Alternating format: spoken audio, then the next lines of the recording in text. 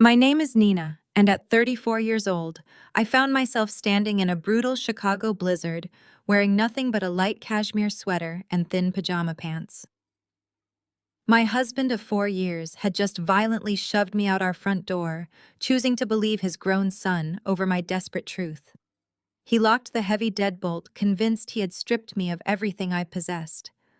What he did not realize was that the icy driveway was exactly where my real game began. Before I tell you how I turned a freezing night into the ultimate financial reckoning, please let me know where you are watching from in the comments below. Hit like and subscribe if you have ever had to outsmart a toxic family member who severely underestimated your worth. The frigid wind howled off Lake Michigan, cutting through my thin clothing the second my bare feet hit the ice-covered porch. I stumbled backward, barely keeping my balance as the heavy oak door of our suburban home swung wide open. David, my 42-year-old husband, stood framed in the warm yellow light of the foyer. His face was contorted with a rage I had never seen before.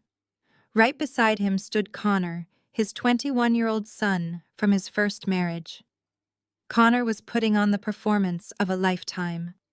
He clutched his left cheek, which was already blooming with a faint purple bruise, and he held the shattered remains of a gold Rolex watch in his other trembling hand. Tears streamed down his face as he let out loud theatrical sobs that echoed over the howling wind. "She attacked me, Dad!" Connor cried out, his voice cracking with manufactured terror. "I just walked into the study to say goodnight, and I caught her. She had the wall safe open and was stuffing stacks of $100 bills into her pockets. When I asked her what she was doing, she went completely crazy. She hit me with your heavy crystal paperweight and threw your watch against the marble fireplace. She screamed that she deserved all your cash because she was tired of sharing you with me." I stood on the freezing concrete. I walked in to find Connor raiding the safe. Confronted, he panicked, punched himself, and smashed the watch to create a chaotic scene. Before I could even process his insane behavior, David had charged into the room, hearing the commotion. Connor had immediately collapsed to the floor, pointing a shaking finger at me. "David, please, you have to listen to me," I pleaded, wrapping my arms around myself as the biting wind whipped snow into my face. "He is lying to you. I did not touch the safe, and I certainly did not touch him. I was simply walking past the study when I heard a crash. He is trying to cover up his own theft." David stepped forward, his eyes cold and hard. "Do not say another word, you pathetic gold-digging desk clerk," he snarled. His voice dripped with absolute venom, completely devoid of the affection he had promised me on our wedding day. "I see the safe open with my own eyes. I see my son bleeding. You think I am going to believe a desperate woman who has always been jealous of my boy? You have always resented the bond we share, and now you resort to physical violence and petty theft just to get your hands on my hard-earned money." The sheer injustice of his words felt like a physical blow. For 5 years, I had played the role of the quiet, unassuming wife. I had endured his condescension and his family making constant mocking remarks about my modest lifestyle and my quiet desk job. I had smiled through countless uncomfortable family dinners where they treated me like an uncultured charity case who was lucky to marry into their wealthy circle. I opened my mouth to defend myself, to tell him the absolute truth about everything, but David did not give me the chance. He reached back into the foyer, grabbed my leather handbag from the console table, and hurled it directly at me. The bag sailed through the heavy snow and crashed into a frozen snowbank near the steps. Its contents spilled out into the dark slush. "You are done in this house," David shouted over the roaring wind. "Do not even think about coming back, or I will have the police arrest you for assault and grand theft. Find a cheap motel and call a divorce lawyer in the morning." With those final brutal words, he slammed the heavy oak door shut. The loud metallic click of the deadbolt locking echoed with a devastating finality. I was completely alone in the dark, surrounded by a blinding blizzard. The temperature was dropping rapidly, and the snow was already accumulating on my bare feet. A normal person in my situation might have collapsed on the frozen porch, crying and banging their fists against the wood, begging to be let back in. A normal person would have been paralyzed by the profound betrayal of the man they loved, choosing a lying thief over his own wife. But I did not shed a single tear. I did not waste my breath screaming into the empty night. Instead, I stepped off the porch and waded through the deep snowbank, dropping to my knees to retrieve my scattered belongings. My fingers were growing numb, but I systematically searched the slush until my hand brushed against the cold metal of my smartphone. I pulled it out, wiping the melting snow from the screen. My car keys were resting right beneath it. I grabbed them and stood up, turning my back on the grand suburban house that had been my prison for the past half-decade. I walked down the icy driveway toward my car, my mind calculating my next moves with clinical precision. Once inside the dark, freezing vehicle, I started the engine and cranked the heater to maximum. As the warm air finally began to thaw my shaking hands, I unlocked my phone and bypassed my regular apps. I opened a highly secure encrypted application hidden deep in my device folders. The screen illuminated my face with a harsh blue glow, displaying a complex web of financial data, routing numbers, and corporate access codes. I stared at the closed front door of the house one last time, a slow, calm smile spreading across my face. "You wanted to play games with my money, David," I muttered softly into the quiet car. Game on. This man thought he had broken me. He believed his own arrogant narrative where he was the powerful provider and I was nothing without him. He completely ignored the reality that I had spent the last 2 days secretly auditing his firm. I had already uncovered the massive discrepancies in his accounts. The evidence was irrefutable. His precious son had not just stolen from a wall safe. He had embezzled over $1 million from their clients, and David was legally responsible. I shifted my car into drive. The tires gripped the snow-covered asphalt as I pulled away from the curb. I was not driving to a cheap motel or calling a divorce lawyer. I was heading straight to the local police precinct to hand-deliver the absolute financial destruction of the arrogant man who just threw me away like I was worthless to him. I pulled down the street just far enough to be out of sight from the house and threw the car into park. The heater was finally roaring at full blast, sending waves of hot air over my frozen skin, but the shivering had not completely stopped. My teeth chattered as I reached for my phone, my fingers still stiff and awkward from the biting cold. I connected the device to the dashboard screen and navigated straight to my contact list. I bypassed the usual friends and family numbers scrolling until I found the emergency hotline for my firm. I pressed call and listened to the dial tone echoing through the speakers of my car. It rang twice before a groggy voice answered. "Jason." "It is Nina," I said, my voice sharper and steadier than I felt. "I need you to log into the secure server right now. Use my secondary access credentials and open a priority channel." There was a brief pause on the other end, as Jason, my junior associate, tried to shake off his sleep. "Nina, it is nearly midnight on a Saturday. Is everything okay?" "Everything is perfectly fine, Jason," I replied, my eyes fixed on the dark road ahead. "I just need you to prepare a secure drop for a massive data transfer. I am sending over a complete forensic audit of David's investment firm, and it needs to be processed immediately." I could hear the sudden shift in Jason's demeanor, the immediate transition from a sleepy 20-something to a focused professional. He knew better than to question me when I used that tone. For the past 5 years, I had allowed David and his entire arrogant family to believe I was just a low-level desk clerk pushing papers for a generic accounting firm. They thought my job was tedious and unimportant. At family dinners, David's mother would always introduce me with a sympathetic sigh, telling her wealthy friends that I had a sweet little administrative job that kept me busy. David would laugh and pat my hand, telling everyone how cute it was that I liked to play with spreadsheets while he handled the real money in the high-stakes world of corporate investments. None of them knew the truth. None of them knew that I was a senior forensic accountant specializing in uncovering corporate embezzlement. I was the person federal agencies and Fortune 500 companies called when millions of dollars vanished without a trace. I dismantled fraudulent empires for a living. I tracked offshore accounts, shell companies, and ghost ledgers with ruthless precision. And for the past 5 years, I had been quietly financing the luxurious lifestyle David loved to show off. While David was boasting at the country club about his lucrative investment firm paying for our sprawling suburban estate, I was the one secretly covering the massive mortgage payments. When his business experienced supposed seasonal dips, I quietly transferred my own bonuses into our joint accounts to keep the lights on and the luxury cars in the driveway. I endured their condescending remarks and their mocking laughter because I genuinely loved him and I believed his pride needed protecting. I thought I was being a supportive wife. I had no idea I was funding my own humiliation. "Are you in, Jason?" I asked, tapping my fingers impatiently against the steering wheel. "I am in," he replied, the sound of rapid typing coming through the speakers. "The secure drop is open." "What exactly am I looking at here, Nina?"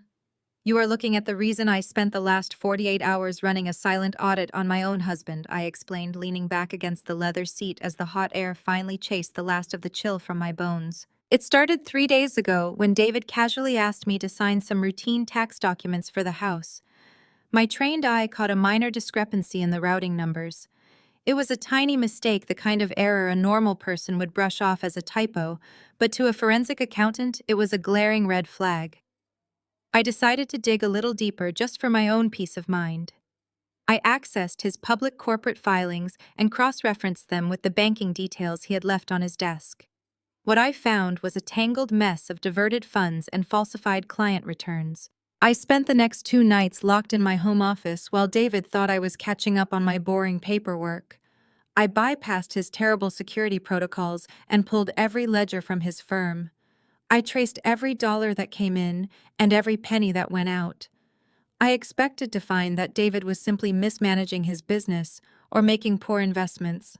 I was fully prepared to sit him down and offer to fix it for him, to use my expertise to save him from bankruptcy. Instead, I found a highly orchestrated theft. Connor, his precious 21-year-old son, who claimed to be a brilliant young entrepreneur, was systematically draining client accounts. He was using a series of dummy corporations to funnel the money into underground sports betting rings.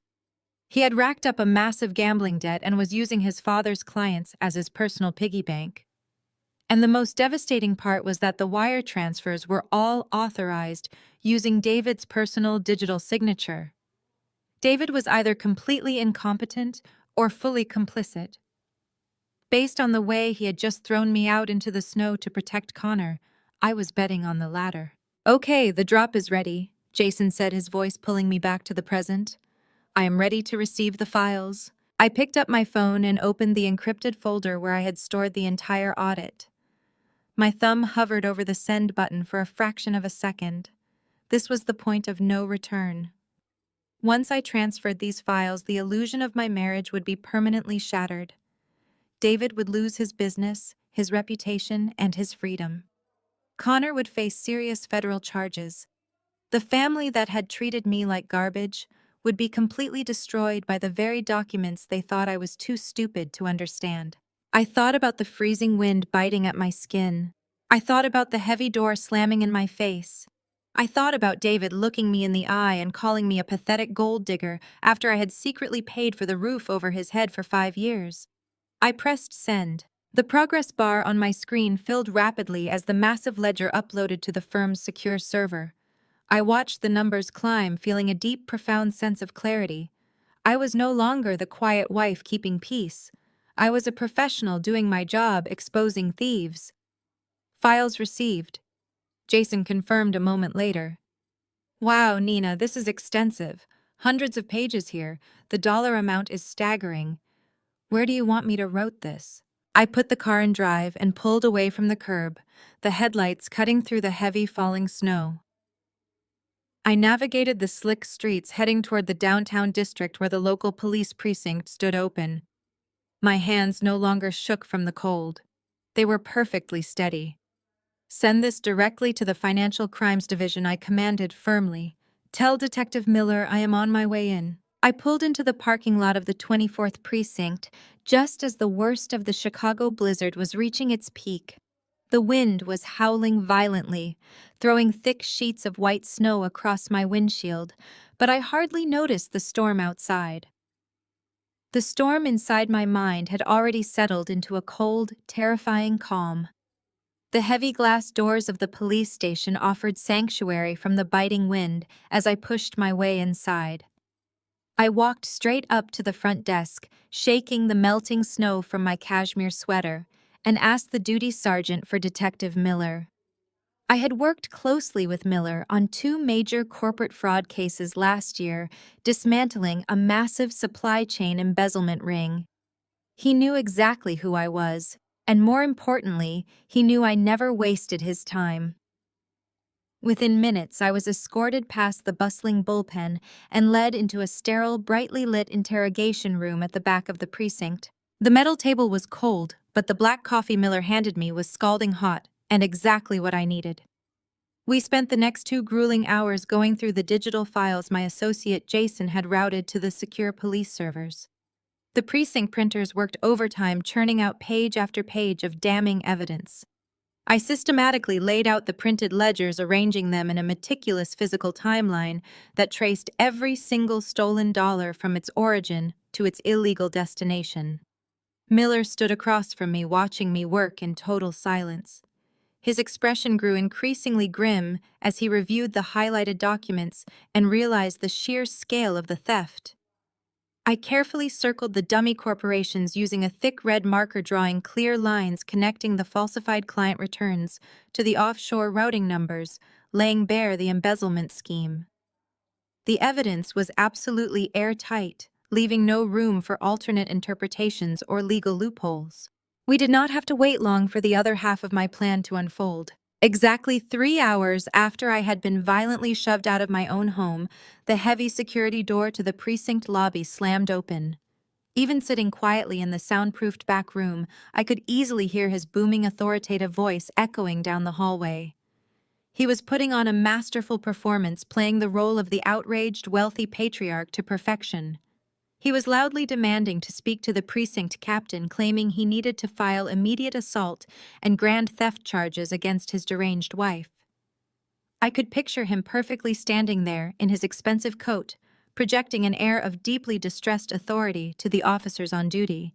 He was telling anyone who would listen that I had suffered a severe mental break, that I had brutally attacked his son and attempted to rob his personal safe blind in a fit of hysterical jealousy. He was building his false narrative brick by brick, completely unaware that the foundation of his existence had already been demolished. I took a slow, deliberate sip of my coffee, letting the bitter liquid warm my throat and steady my breathing. I arranged the final stack of wire transfer confirmations, placing them squarely in the center of the metal table. Miller caught my eye and gave a slight knowing nod. He adjusted his jacket and stepped out into the hallway to intercept my husband before David could escalate his performance. I listened carefully as the muffled sounds of their conversation drifted toward me. Miller smoothly introduced himself and guided David down the corridor toward my room. His voice grew louder and even more confident as they approached. He was recounting the staged attack in vivid detail, emphasizing how traumatized Connor was and insisting that I needed to be locked up immediately for my own good. The heavy doorknob turned slowly, and the hinges creaked loudly as Miller pushed the door wide open. David strode into the room, rubbing his hands together to ward off the residual cold, a smug expression already forming on his face. He fully expected to find me shivering in a dark corner wearing handcuffs and crying tears of regret. He expected to see a broken woman begging for his mercy. Instead, his polished shoes squeaked to a sudden, violent halt. He froze in his tracks, his body stiffening as if he had walked into a brick wall. The smug look evaporated instantly from his features, replaced by a raw mask of sheer confusion. I was not in handcuffs. I was sitting comfortably at the head of the long metal table, my legs crossed casually and my hands resting gently near my warm coffee cup. Spread out before me, covering nearly every single inch of the reflective metallic surface, was the complete and unredacted corporate financial history of his supposedly untouchable investment firm. David stared at the massive stacks of paper, his eyes darting frantically from the bright highlighted routing numbers to the bold red circles marking the offshore shell companies. He recognized his own letterhead, his own account numbers, his own digital signatures staring back at him. The color rapidly drained from his face, leaving his skin looking pale, sickly, and suddenly very old. He looked at me as if he were seeing a terrifying ghost, recognizing for the first time that he had never really known the woman he married. The silence in the interrogation room was absolute and suffocating, broken only by the low, persistent hum of the overhead fluorescent lights and the faint, muffled sound of the blizzard raging outside the small, frosted window. For a long, agonizing moment, David could not formulate a single coherent word. His brain was desperately trying to reconcile the pathetic gold-digging desk clerk he thought he had married with the cold, calculating financial professional sitting in front of him, holding his entire corporate life in her steady hands. The power dynamic in the room had shifted so violently and abruptly that the sheer force of it seemed to leave him breathless. He swallowed very hard, his throat bobbing nervously as he tried to find his voice. "Nina, what is this?" he finally managed to ask, his voice entirely stripped of its earlier arrogant bravado. It came out as a weak, trembling whisper echoing poorly in the sterile space. He took a hesitant, cautious step backward, glancing nervously at the detective as if hoping this was some kind of elaborate, bizarre misunderstanding. "What are you doing in here? Why do you have my private company files on this table?" Detective Miller closed the heavy solid metal door behind David, trapping him inside the small windowless room. The loud, sharp click of the latch engaging sounded exactly like a heavy gavel dropping to seal a sentence. Miller walked over with slow, deliberate steps and stood right beside my chair, resting his large hand flat on a thick stack of falsified tax returns. He looked at David with a hard, uncompromising stare that immediately stripped away all of his immense wealth and social status, leaving him as nothing more than a common suspect trapped in an interrogation room. "We did not call you here about a domestic dispute," David Miller said, his deep voice cutting through the heavy, suffocating tension in the room like a razor-sharp knife. "We called you because your wife just handed us undeniable proof that your son embezzled $1.2 million from your clients, and the wire transfers were authorized using your personal signature." For a long, suspended moment, the words simply hung in the chilled air of the interrogation room. David stood absolutely paralyzed, his expensive Italian leather shoes rooted to the scuffed linoleum floor. He blinked rapidly, his eyes darting between the towering stacks of financial documents on the metal table and the completely unapologetic expression on the detective's face. Then the denial kicked in. David let out a sudden, sharp burst of laughter. He shook his head and ran a trembling hand through his perfectly styled hair, forcing a condescending smirk onto his face. "Is this some kind of joke?" he demanded, his voice rising in pitch as he stepped closer to the table. "Because it is certainly not funny. Look at her. My wife is a low-level desk clerk who barely understands how to balance a household checking account, let alone decipher corporate financial ledgers. She is incredibly jealous of my relationship with my son, and she is making up these insane lies to cover up the fact that she just assaulted a boy in his own home." Detective Miller did not flinch. He did not even blink. "The documents on this table were not fabricated, David," he said, his tone low and dangerous. "They show a clear, systematic diversion of client funds into offshore accounts." David ignored the detective completely. He lunged forward, slamming his hands onto the edge of the metal table and leaning his upper body toward my chair. "Nina, stop this right now," he ordered, his voice dropping into the familiar commanding tone he used whenever he wanted to force my compliance. "You are going to withdraw these ridiculous accusations, you are going to apologize, and you are going to beg me not to press charges against you for what you did to Connor tonight." He reached across the table, his fingers curling into claws as he attempted to grab my arm and physically drag me out of the chair. But I was no longer the quiet, accommodating wife he thought he controlled. I smoothly shifted my weight, pushing my chair back just enough to let his grasping hand swipe through empty air. I did not show an ounce of fear. I simply reached into my leather briefcase and pulled out a slim black tablet, placing it deliberately on the table right next to my half-empty coffee cup. "I do not need to make up lies about your son, David," I said, keeping my voice as level and cold as the snowstorm raging outside. I tapped the glowing screen of the tablet twice. A small digital audio player opened, and I pressed the play icon. The audio was crystal clear, capturing every single sound from the room across the hall where Connor spent his evenings. Then Connor's voice echoed loudly through the small interrogation room. "Yeah, bro, I am telling you, it was flawlessly executed." Connor laughed, his voice dripping with arrogant satisfaction. The stupid gold digger did not even know what hit her. I walked into the study, grabbed the cash out of the old man's wall safe, and then I just punched myself right in the jaw. It actually really hurt, but it was totally worth it. David froze, his mouth hanging slightly open as he listened to his golden child casually confess to a felony over a multiplayer gaming headset. I took the old man's ugly gold Rolex and smashed it on the fireplace. Connor continued, his digital avatar dying on screen as he focused on his bragging.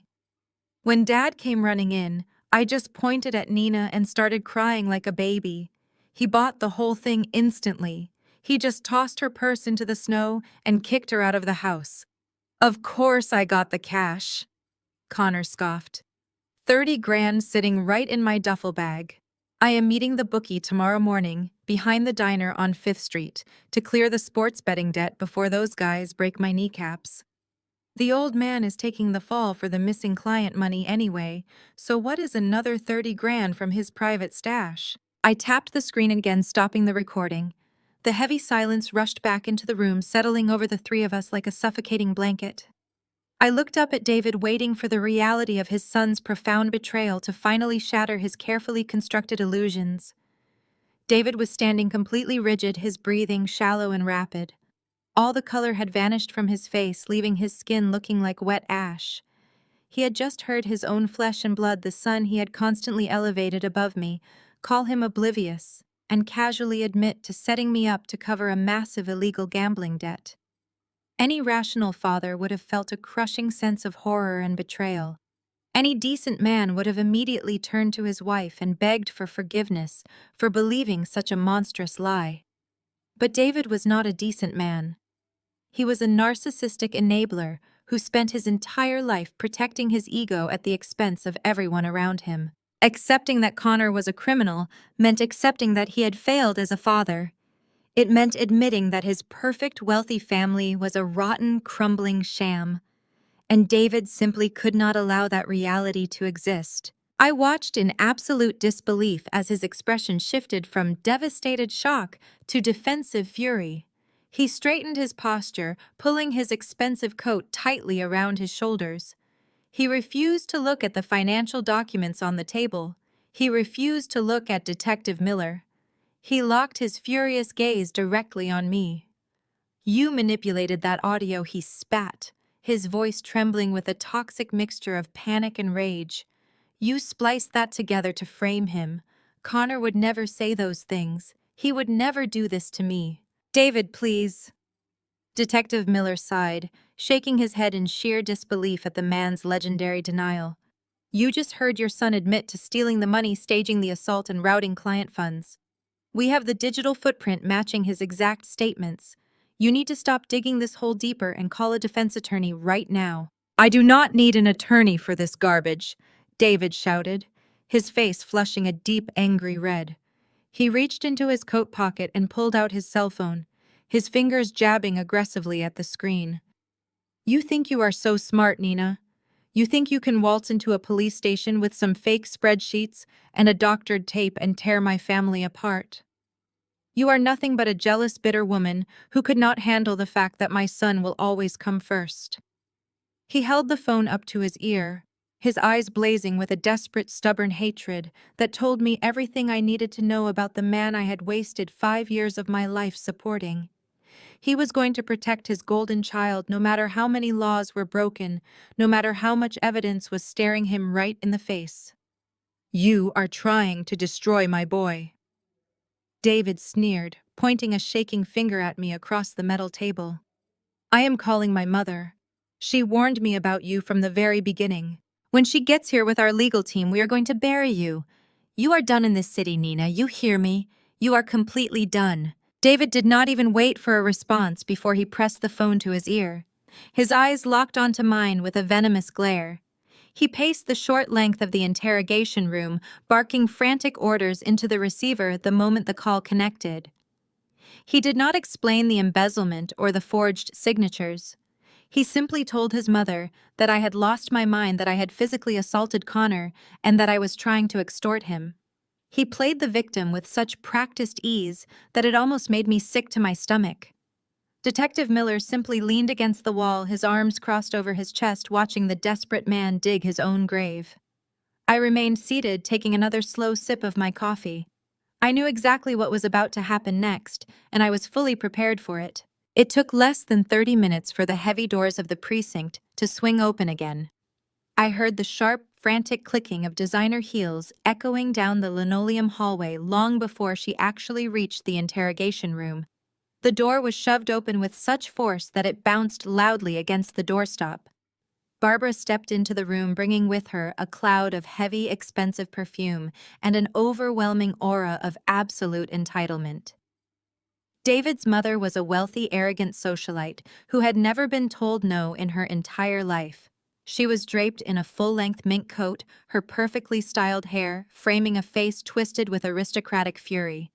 Two uniformed officers hovered anxiously behind her, clearly unsure of how to handle a woman who had just stormed past the front desk, demanding immediate service. Barbara ignored the police officers completely.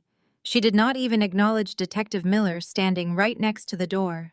She swept across the small room and immediately threw her arms around David, treating him like a wounded child, rather than a grown man accused of federal financial crimes. "Oh, my poor boy," she cooed loudly, smoothing the lapels of his expensive coat. "I am here, David. You do not have to worry about this nonsense for another second. I told the driver to wait outside, and I have already texted Harrison to get down here right away. We are going to fix this terrible mess." David leaned into his mother's embrace, soaking up the validation he so desperately craved. "She did this," he muttered, pointing a trembling finger at me. "She attacked Connor, and now she is trying to frame us to steal the company." Barbara finally turned her cold, piercing gaze toward me. The look she gave me was one of pure, unfiltered disgust. It was the exact same look she had given me on the day David first introduced us.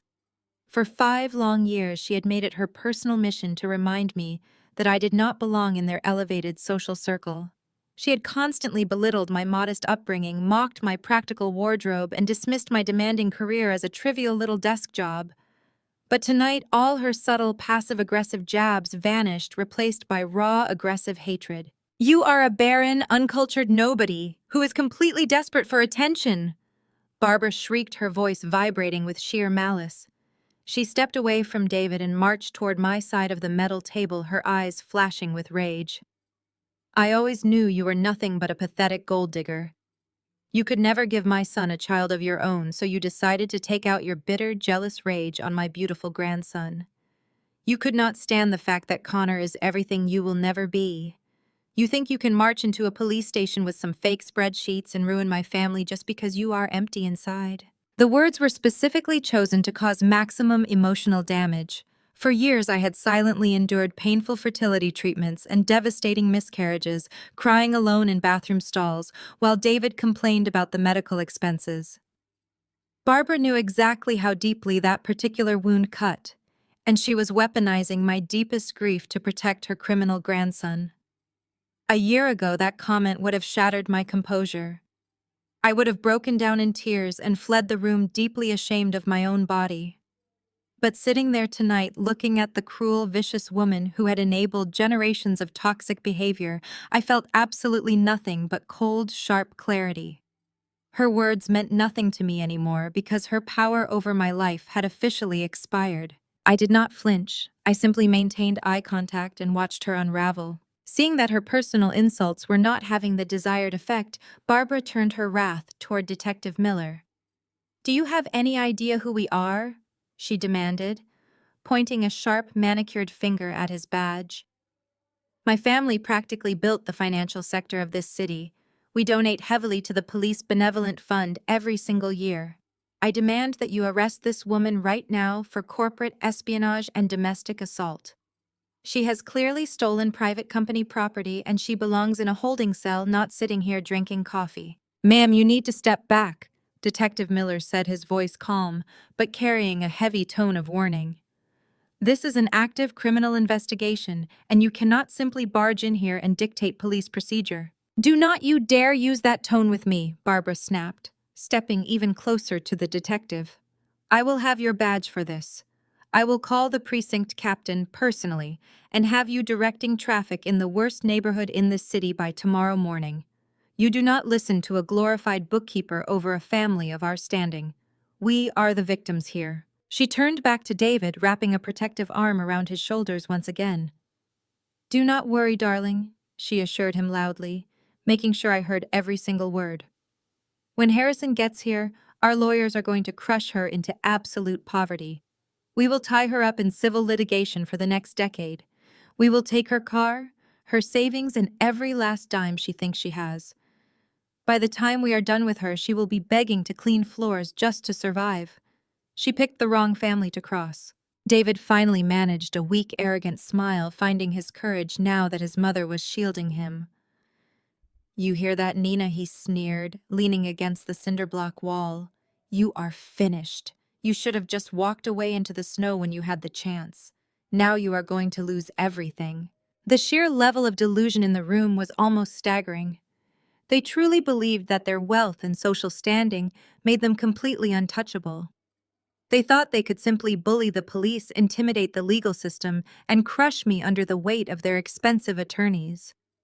They thought I was just a frightened little wife who had gotten in way over her head. I took one final sip of my coffee before setting the cup down. I uncrossed my legs and slowly stood up. I reached into my leather briefcase and pulled out a thick manila envelope, holding it up high. The room grew quiet as they stared at it. You might want to hold off on calling the lawyers, Barbara, I said, my voice perfectly steady. I think you will need that retainer money for your new apartment. The words hung in the sterile air of the interrogation room, heavily contrasting with the sheer volume of Barbara's earlier screaming. Barbara stopped mid-breath, her mouth slightly parted as the threat processed through her mind. She blinked, her perfectly manicured eyelashes fluttering in a rare moment of genuine confusion. Beside her, David shifted his weight nervously. He looked from his mother to me, and then down at the thick manila envelope I was holding. His eyes tracked my movements with a sudden intense paranoia. I did not rush. I had waited 5 long years for this exact moment, and I was going to savor every single second of it. I placed the heavy envelope on the center of the metal table, letting it land with a soft but definitive thud. The sound seemed to echo off the cinder block walls.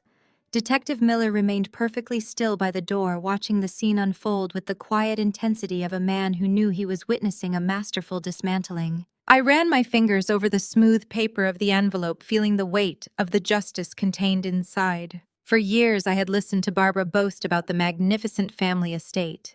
She would host lavish holiday parties and summer galas, constantly reminding all her wealthy friends that the sprawling property had been in their family for 3 generations. She would walk through the grand halls, pointing out the custom woodwork and the imported marble floors, making sure everyone knew that her son David was the sole master of the estate. She used that house as a weapon against me, constantly reminding me that I was merely a guest in their ancestral home. She would tell me that I should be endlessly grateful that David had plucked me from my modest life and allowed me to sleep under his prestigious roof. I reached inside the envelope and slowly pulled out a thick stack of legal papers. The top document was printed on heavy official parchment paper. It bore the raised, embossed seal of the state and the bold, unmistakable signatures of the county clerk and a federal notary. I placed my hand flat against the document and deliberately slid it across the cold metal table, stopping right in front of where David and his mother were standing. David stared at the paper. At first, his brain simply refused to process the words printed in bold black ink at the top of the page. He squinted, reading the legal jargon as if it were written in a foreign language. Barbara leaned over his shoulder, her expensive fur coat brushing against his arm.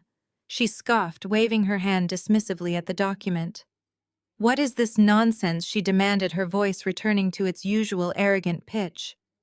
"Is this some kind of fake lease agreement you printed out at your little office job? Do you honestly think you can forge a document to claim tenancy in our home? You have absolutely no rights to that property, Nina. You do not own a single brick of that estate." I leaned forward, resting my elbows on the table and clasping my hands together. I looked directly into Barbara's furious eyes. "That is not a lease agreement, Barbara," I said, keeping my voice low and perfectly calm. "That is the absolute and unencumbered deed to the property. And you are right about one thing. I do not own a single brick of your family estate. I own every single brick of my estate," David gasped. He snatched the document off the table, holding it inches from his face. His hands began to shake violently, causing the heavy parchment paper to rattle in the quiet room. "No," he whispered, his eyes darting frantically across the page. "No, this is impossible. I pay the mortgage on that house every single month. I make the payments to the holding company. You cannot have the deed." I smiled, but there was no warmth in it. "You make payments to a holding company called Apex Financial Solutions," I corrected him. "Did you ever bother to look up the corporate registration for that specific limited liability company, David? Did you ever wonder who actually owned the private firm that bought your defaulted debt when you were facing total public ruin 3 years ago?" The silence that followed was absolute. The color completely drained from Barbara's face as the brutal realization hit her. 3 years ago, David's pristine investment firm had taken a massive, devastating hit in the market. He had made a series of reckless, arrogant trades and lost millions of dollars. Desperate to maintain his image and hide his profound failure from his mother and his high society friends, he had quietly leveraged the family estate, taking out massive hidden loans against the property. He had defaulted on every single one of them. The bank was literally days away from initiating foreclosure proceedings and publicly evicting the entire family into the street. "I knew about the impending foreclosure because I saw the final warning notices you tried to hide in the bottom drawer of your study." I continued, watching David struggle to breathe. "You were absolutely terrified, David. You were going to lose the ancestral home and be exposed as a complete fraud to all your wealthy country club friends. I could have let you fall. I could have stood back and let the commercial bank take everything you owned. But I loved you back then. I actually believed you were a good man who had just made a terrible mistake. So I stepped in. I took the massive financial bonuses I had earned from my forensic accounting cases, the very money you and your mother constantly mocked as my little clerical salary, and I used it to save you. I formed a proxy corporation, and I bought your debt directly from the bank. I paid off the entire remaining balance in cash. I assumed the title and I structured the paperwork so you would simply make a modest monthly payment to the new holding company to rebuild your fragile pride. You thought you were paying a faceless corporate entity. You have been paying rent to me for 3 years. I am not your dependent, David. I am your landlord, and I own that property completely free and clear." Barbara stumbled backward, her hand flying up to cover her mouth to stifle a shocked gasp. The sheer magnitude of the humiliation was physically breaking her down right in front of me. The daughter-in-law she had treated like dirt, the woman she had just called a barren, uncultured nobody, had secretly been the only reason she had a luxurious roof over her head. Every single dinner party she had hosted, every time she had bragged about her family legacy, she had been doing it inside a house owned by the woman she deeply despised. "You lied to me." Barbara turned on her son, her voice cracking with a toxic mixture of profound betrayal and rising panic. "You told me the business was thriving. You told me the house was safe." David could not even look at his mother. He dropped the heavy deed back onto the metal table as if the paper had burned his fingers. His chest heaved as he struggled to pull air into his lungs. The reality of his situation was crashing down on him, obliterating his entire identity in a matter of seconds. He had spent years treating me like a naive trophy wife, treating me like an accessory he could control, manipulate, and discard whenever he pleased. He had thrown me out into a blinding blizzard, completely convinced he held all the power. He never realized that the very ground he stood on literally belonged to me. I watched the two of them completely unravel, feeling a profound, overwhelming sense of closure. The years of silently enduring their passive-aggressive insults, the years of biting my tongue while they mocked my career, it all washed away, leaving me perfectly, completely free. I stood up, pushing my metal chair back from the table. I smoothed the front of my damp cashmere sweater and picked up my leather briefcase. I looked down at Barbara, who was now leaning heavily against the painted cinderblock wall, hyperventilating as the panic fully set in. I looked at David, who was paralyzed, staring blankly at the deed that proved his entire life was a carefully constructed lie, financed entirely by his wife. By the way, I said, my voice slicing clearly through the heavy, suffocating air of the interrogation room. That 30-day eviction notice required by state law officially started the exact moment you slammed and locked my front door tonight. You have exactly 30 days to get all of your things out of my house. David slowly raised his head, looking at me with eyes full of sheer, unadulterated terror. He opened his mouth to speak, but no sound came out. But honestly, David, I continued, picking up my coffee cup and taking one last satisfying sip. Housing is the absolute least of your problems right now. I highly suggest you and your mother check your bank accounts. The silence in the interrogation room stretched out, turning thick and suffocating. David stood there, his hand hovering awkwardly near his coat pocket. He did not want to pull out his phone. He did not want to look. Looking meant accepting that his entire reality had been dismantled by the very woman he had just violently thrown into a blinding blizzard. But the sheer paralyzing terror blooming in his chest won out over his stubborn, unyielding pride. With trembling fingers, he slowly reached into his tailored breast pocket and retrieved his smartphone. Beside him, Barbara was already frantically digging through her designer handbag. Her perfectly manicured hands were shaking so violently that she dropped her expensive lipstick and a heavy gold compact onto the scuffed linoleum floor. They clattered loudly, but she did not even glance down to retrieve them. She pulled out her phone, her eyes wide and manic as she furiously tapped the glossy screen to open her elite private banking application. I watched them both with a profound sense of detached satisfaction as the harsh fluorescent lights of the small room reflected off their digital screens. For a long moment, the only sound was the soft, continuous hum of the ventilation system and the muffled wind howling outside the precinct walls. Then Barbara let out a sharp, strangled gasp that sounded like she was physically choking on the stale air. The color drained entirely from her face, leaving her looking gray, hollow, and incredibly fragile. "No," she whispered, tapping her screen over and over again with increasing desperation. "This cannot be right. The application is malfunctioning. David, my accounts are showing a complete zero balance. The entire screen is flashing red. It says restricted access due to a federal mandate." David did not answer his mother. He was staring blindly at his own screen, his jaw hanging completely slack. His eyes were wide and unblinking, fixed on the horrifying red banners spanning across every single account profile. His personal checking, his corporate operating funds, his hidden offshore routing accounts, and even his highly protected retirement portfolio. Everything was locked entirely. "What did you do?" he demanded, his voice cracking into a high-pitched, desperate wheeze. He looked up at me, his eyes bloodshot and filled with absolute, undeniable panic.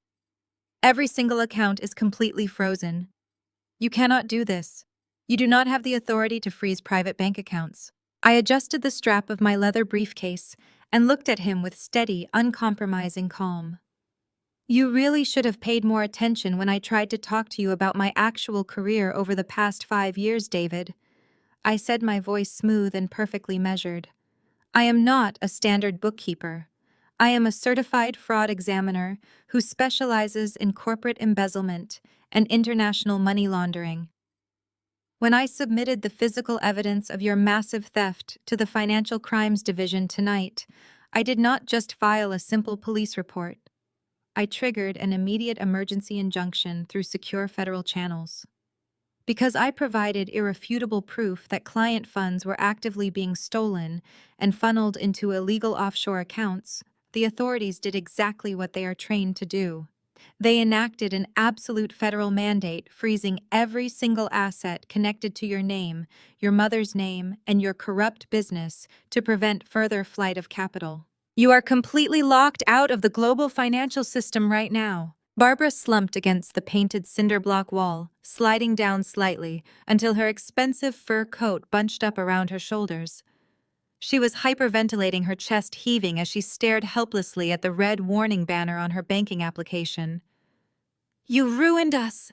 she sobbed, her voice weak and pathetic, completely devoid of her earlier aristocratic fury. "You took absolutely everything from my family. I cannot believe this is actually happening to us today." I looked down at her, feeling absolutely no pity whatsoever for the woman who had spent years trying to make me feel small. "I did not ruin you, Barbara," I corrected her firmly. "Your precious grandson ruined you when he decided to cover up a felony and use his father's company to do it.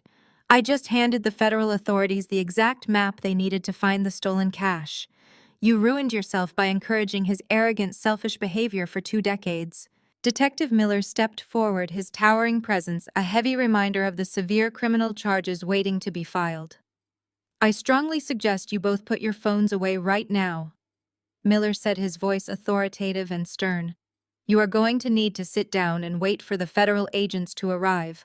This is no longer just a local domestic investigation. You are facing massive federal consequences, and attempting to move any remaining funds will only add to your mounting legal problems right here tonight." Just as Miller finished speaking, a sharp, abrupt buzz vibrated against my hip. I reached into my coat pocket and pulled out my smartphone. The bright screen lit up the shadows, displaying a new text message notification. It was from Connor. While his father and grandmother were currently falling apart in a cold, sterile police interrogation room facing complete and total financial annihilation, Connor was entirely oblivious to the incoming storm.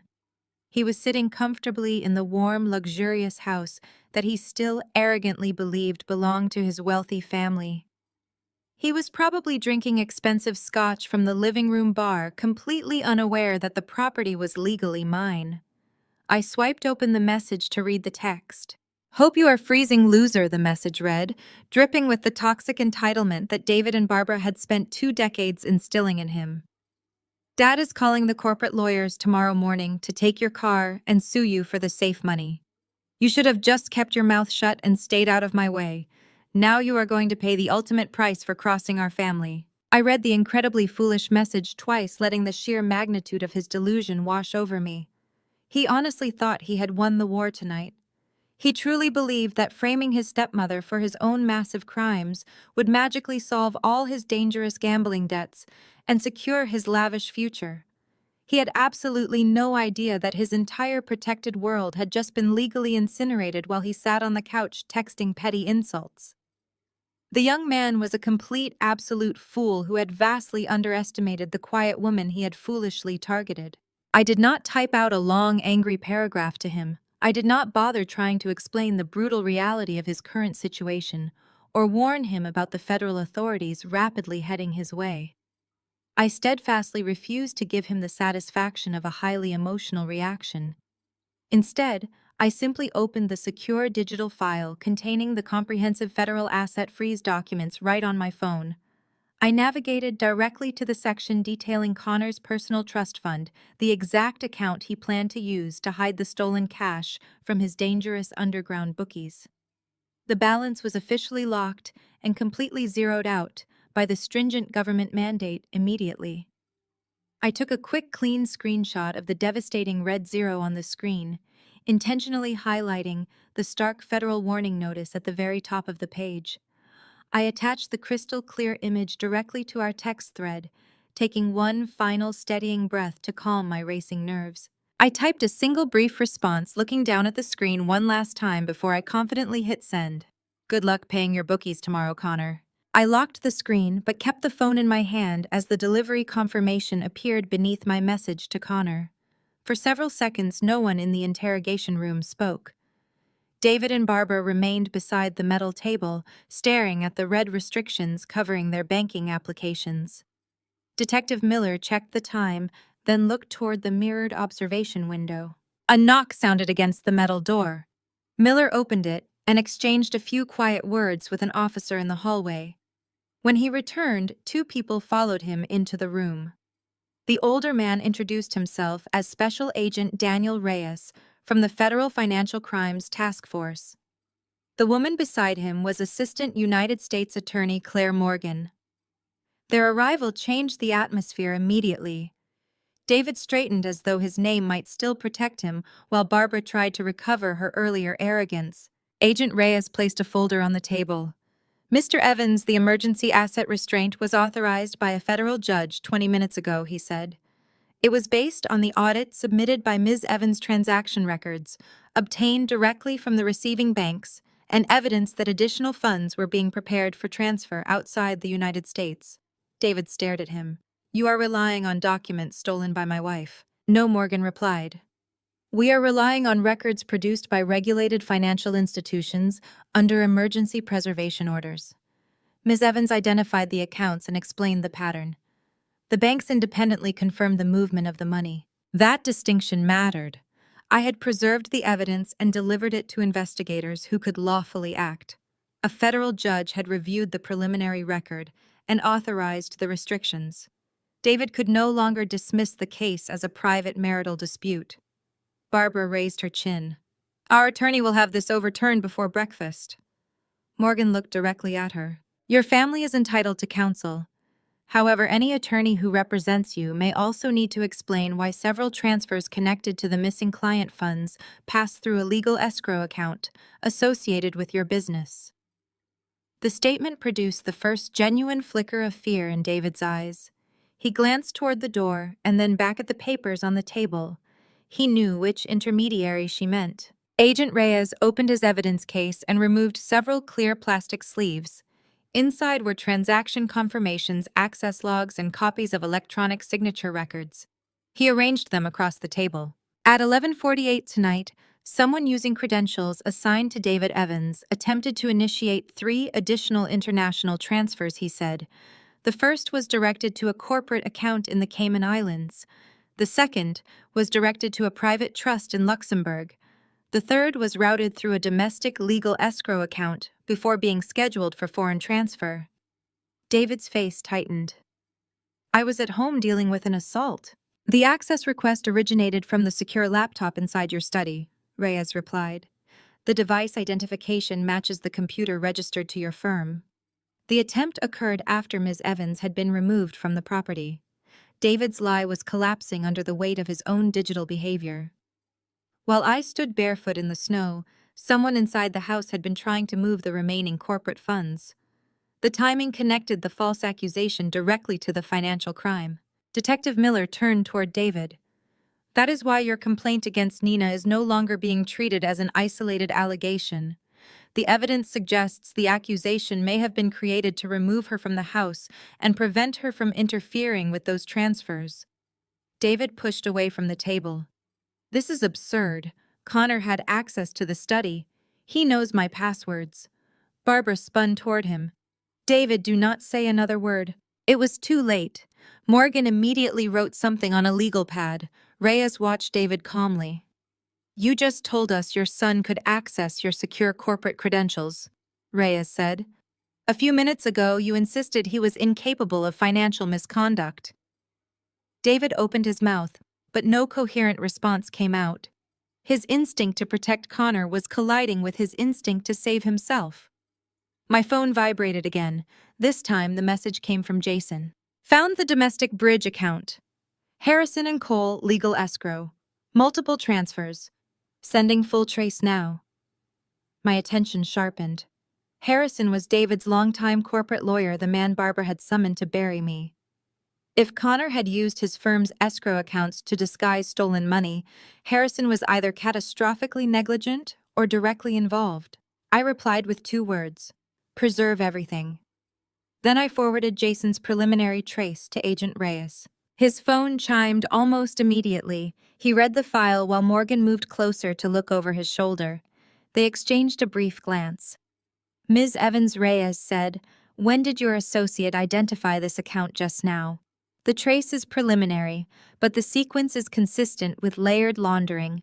Client money entered a dummy corporation, moved into the legal escrow account, and then left in smaller international transfers. Morgan looked toward Miller.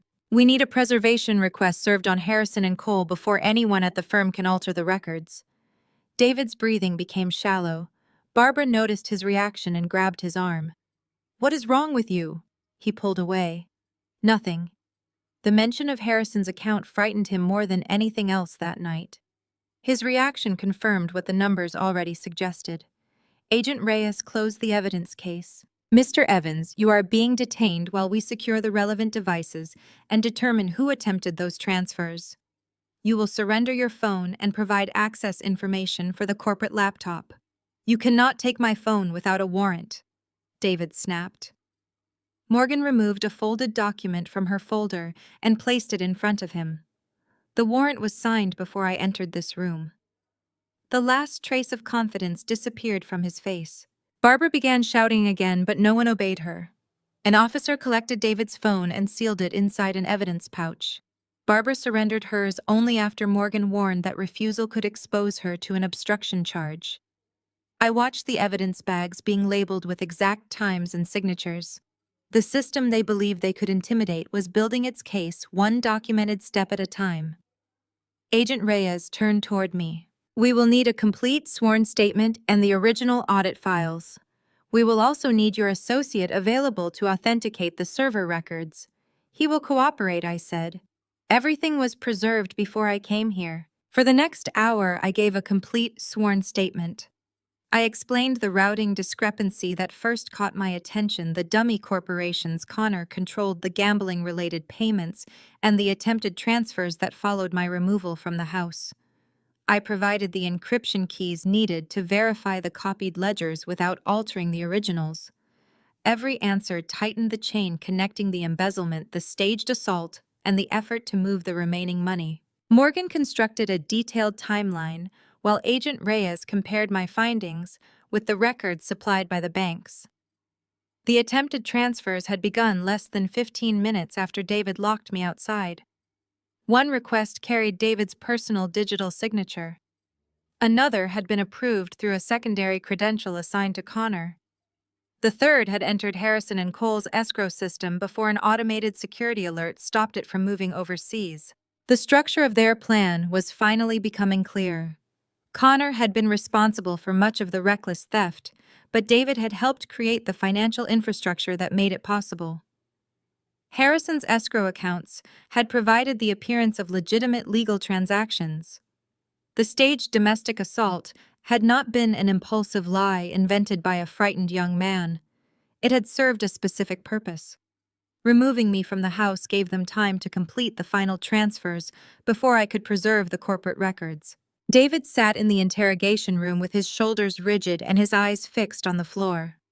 Barbara continued whispering that Harrison would fix everything as soon as he arrived. Neither of them realized that the attorney they expected to rescue them was rapidly becoming another subject of the investigation. Shortly before dawn, Agent Reyes received confirmation that a federal search team had been authorized to enter the estate and seize the corporate devices. A second team was preparing to serve a preservation order on Harrison's law firm when the offices opened. Reyes did not announce the timing to David or Barbara.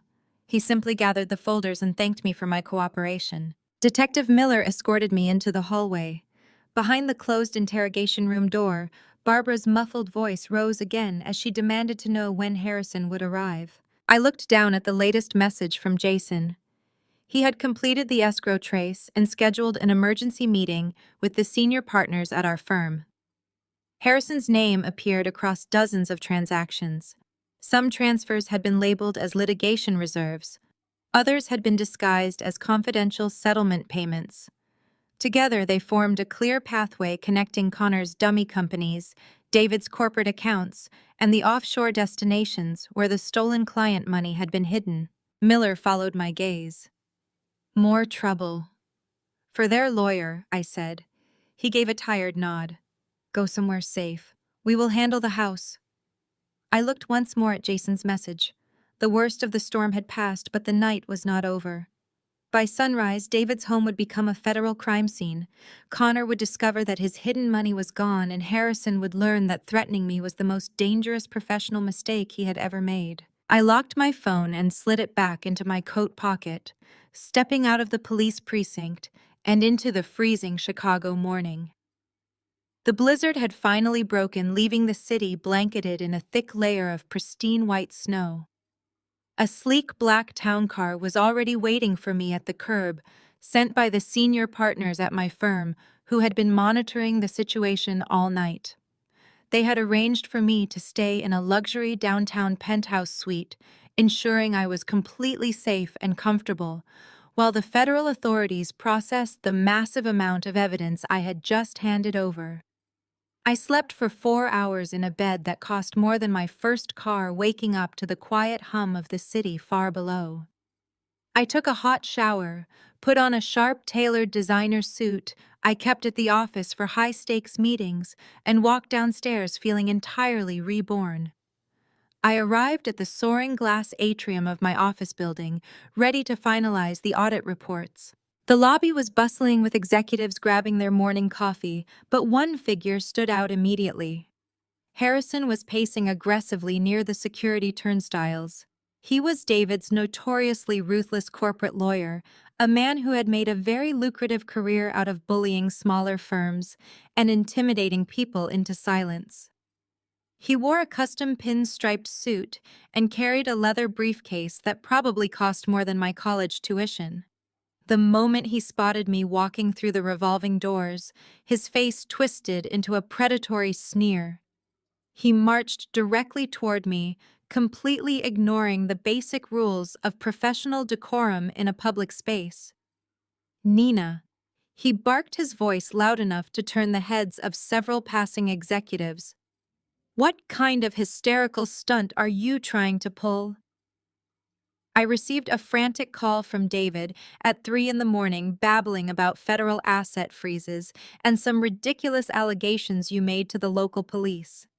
I did not stop walking. I simply maintained my steady pace, forcing Harrison to awkwardly fall into step beside me if he wanted to keep talking.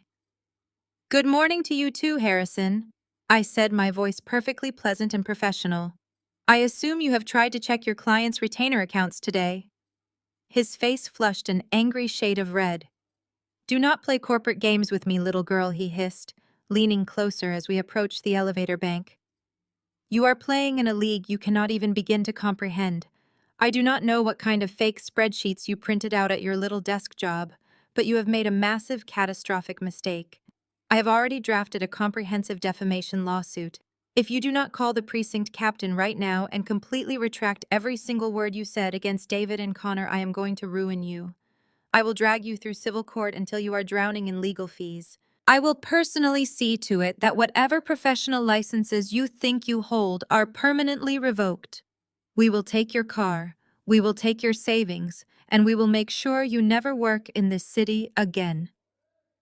He stood blocking my path to the elevator, breathing heavily and looking at me with pure, condescending malice. He genuinely expected me to cower. He expected me to burst into tears and beg for mercy, terrified by his aggressive legal posturing. Instead, I just smiled. It was a calm, patient smile that seemed to deeply unsettle him. "I would not threaten me, Harrison," I said, my voice dropping to a quiet, dangerous register. "Not when you are looking at routing numbers you cannot possibly explain." I stepped around him and scanned my platinum security badge against the elevator reader. "Why do you not come up to my office, Harrison? We can discuss your defamation lawsuit in private." He hesitated for a fraction of a second, his arrogant confidence faltering slightly before he followed me into the wood-paneled elevator car. We rode up to the top floor in complete silence. When the doors glided open, he stepped out and immediately stopped short. This was not the floor for low-level administrative assistants. This was the executive suite of one of the most prestigious financial forensics firms in the country. The walls were lined with frosted glass conference rooms and busy analysts dissecting corporate fraud cases. I led a bewildered Harrison past the murmuring staff and into my spacious corner office. The room featured a massive mahogany desk, a private seating area, and floor-to-ceiling windows offering a commanding view of the Chicago skyline.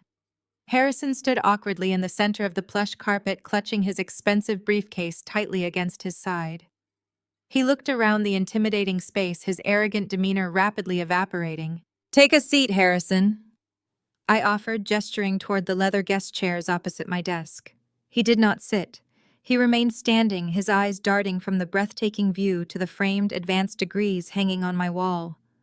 "What is this place?" he demanded, his voice losing its sharp, aggressive edge. "David said you were a basic bookkeeper." "David is an incredibly unobservant man," I replied, taking my seat behind the large mahogany desk. I woke up my computer and turned the wide, high-definition monitor around so it directly faced Harrison. I typed in my security credentials and opened the exact same encrypted file I had shared with Detective Miller the night before. But I did not pull up David's personal banking records. I pulled up a very specific, detailed ledger. "I strongly suggest you look closely at this screen before you threaten me with another lawsuit, Harrison." He stepped forward reluctantly, leaning over the desk to read the glowing screen. His eyes scanned the top line of the document, and his breath caught audibly in his throat. "You see, Harrison?" I continued, leaning back in my chair and watching him carefully. "Connor did not just steal $1.2 million from his father's clients and stuff it under his mattress. He needed a way to clean that cash so he could pay off a very dangerous network of underground sports bookies without triggering any immediate alarms. And he found a very convenient blind spot to do exactly that." I tapped the spacebar, bringing up a meticulously tracked digital trail of wire transfers. Connor used a series of dummy corporations to funnel the stolen client money. But he did not send it straight to the offshore accounts. He routed it through your law firm's private escrow accounts first. Your firm acted as the primary clearinghouse for his entire illegal gambling operation. Harrison stared at the monitor, his face turning the color of old parchment. His hands began to shake so violently that he had to grip the edge of my mahogany desk just to keep himself standing upright. The realization was hitting him like a freight train. He was looking at an airtight, mathematically proven digital trail that directly implicated his prestigious legal practice in a massive federal money laundering scheme. "If you file a single piece of paper against me," I explained, my voice perfectly calm, "and even I will personally submit this evidence to the authorities, you will lose your freedom." Harrison physically recoiled, utterly outplayed. Suddenly his cell phone began ringing loudly. He blindly accepted the call, accidentally clicking speakerphone. It was David, screaming hysterically. "Harrison, the police just kicked the front door in. They have a warrant." Harrison dropped his cell phone onto my desk as if the device itself had physically burned his hand. The sleek black piece of technology clattered against the polished mahogany wood, echoing loudly in the spacious corner office. His entire arrogant demeanor completely collapsed right in front of my eyes. He stared blankly at the glowing computer monitor, displaying his own criminal complicity, before slowly backing away toward the heavy glass door. I did not say a single word to him as he stumbled out of my office, a ruined man who finally realized he had bet his entire prestigious legal career on the wrong family. I simply closed my laptop, slid it securely into my briefcase, and walked out past him. My waiting town car was still parked at the curb when I exited the towering glass building. I instructed the driver to head straight back to the suburban estate. The drive took nearly 45 minutes through the freshly plowed Chicago streets, but I used every single second of that time to mentally prepare myself for what I was about to witness. The blinding, violent blizzard from the night before had completely passed, leaving behind a crisp, bright morning, with brilliant sunshine reflecting blindingly off the deep white snow. It was a beautiful day for a reckoning. As my driver turned the large luxury vehicle onto the familiar tree-lined street of our exclusive neighborhood, the flashing red and blue lights immediately illuminated the dark interior of the car. The quiet, wealthy subdivision was normally a place of absolute serene silence, where the most dramatic event was a poorly parked landscaping truck. Today, it looked exactly like an active federal crime scene. At least 6 dark, unmarked government vehicles and 3 standard police cruisers were parked haphazardly across the sprawling front lawn and the icy driveway. Federal agents wearing dark windbreakers with bold yellow lettering across their backs were moving briskly in and out of the grand front doors. They carried heavy plastic storage bins filled with files, hard drives, and computers. The massive property that David and Barbara had used for years to flaunt their elite social status was being systematically dismantled piece by piece for the entire world to clearly see. I asked the driver to stop a few houses down, and I stepped out onto the cold pavement. The wealthy neighbors who had spent years looking down their noses at my modest lifestyle were currently gathered in their driveways and on their snow-covered front porches. They clutched their morning coffees and pulled their expensive robes tight around their shoulders, whispering furiously to one another as they watched the unbelievable spectacle unfold. The pristine, untouchable facade of the perfect wealthy patriarch was shattering into a million irreparable pieces right in front of their horrified eyes. I walked slowly up the salted sidewalk, my designer heels clicking softly against the concrete. I felt absolutely no shame and no hesitation as I boldly approached the guarded property line. Just as I reached the edge of the wide driveway, 2 federal agents emerged from the grand front doors of the house. Between them walked David. His hands were firmly secured behind his back with heavy metal handcuffs. He was no longer wearing his custom-tailored suits or his expensive Italian leather shoes. He was dressed in the same rumpled slacks and untucked dress shirt he had worn to the police precinct the night before, looking completely disheveled, exhausted, and thoroughly broken.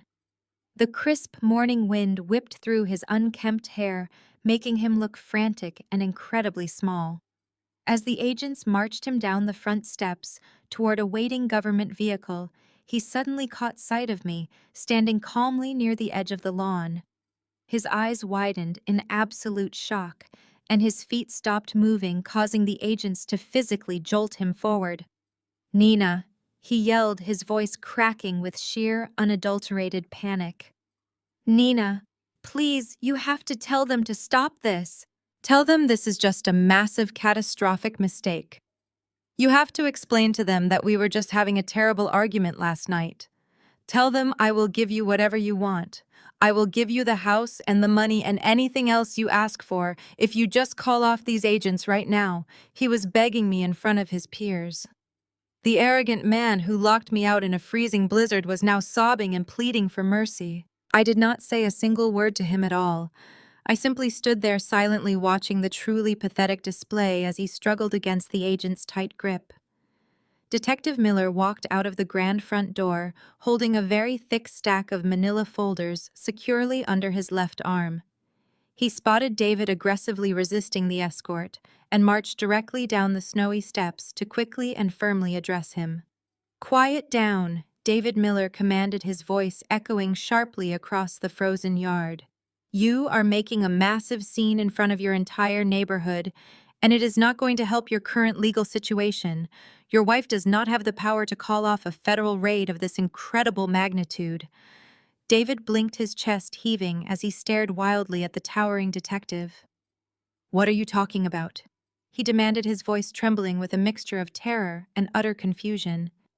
"She went to the police last night with those fake financial documents. She is the one who filed the completely ridiculous report about the missing client funds. She set this entire thing up to ruin me because she is bitterly jealous." Miller shook his head slowly, looking at David with a mixture of professional detachment and profound pity. "We did receive your wife's comprehensive financial audit last night," David the detective explained, his tone flat and uncompromising. "And while her forensic evidence was absolutely flawless, she is not the reason we kicked your door down." At exactly 6 in the morning, an anonymous informant walked directly into the federal field office downtown, Miller revealed, keeping his voice steady and even. The informant handed over a secondary set of encrypted hard drives and aggressively offered to trade inside information detailing your entire money laundering operation in exchange for full federal immunity. The informant explicitly told the authorities that you were the sole criminal mastermind behind the $1.2 million embezzlement and that you were planning to flee the country today. David froze his entire body, going completely rigid against the bitter cold morning air. He looked around frantically, his eyes wide and desperately searching the faces of the agents surrounding him. Who, he begged, his voice cracking completely, abandoning his last remaining shred of dignity. Who would go to the federal authorities and lie about me? Who would deliberately make up such a horrible story to put me in prison? Detective Miller did not answer him right away. Instead, the detective simply took a slow, deliberate step to the right, clearing David's line of sight to the grand front porch of the massive estate. I followed David's terrified gaze up the wooden steps. There, standing partially hidden behind a large stone pillar near the heavy oak front door, was Connor. The golden child was shivering in his expensive winter coat, looking down at his handcuffed father with wide, panicked eyes. He had sold out his own father to save himself from going to prison. The absolute betrayal hung heavily in the freezing morning air. David stared up at the grand front porch, looking at the son he had spent 2 decades protecting, enabling, and spoiling beyond measure. Connor did not look back at his father with any sense of guilt, regret, or basic human remorse.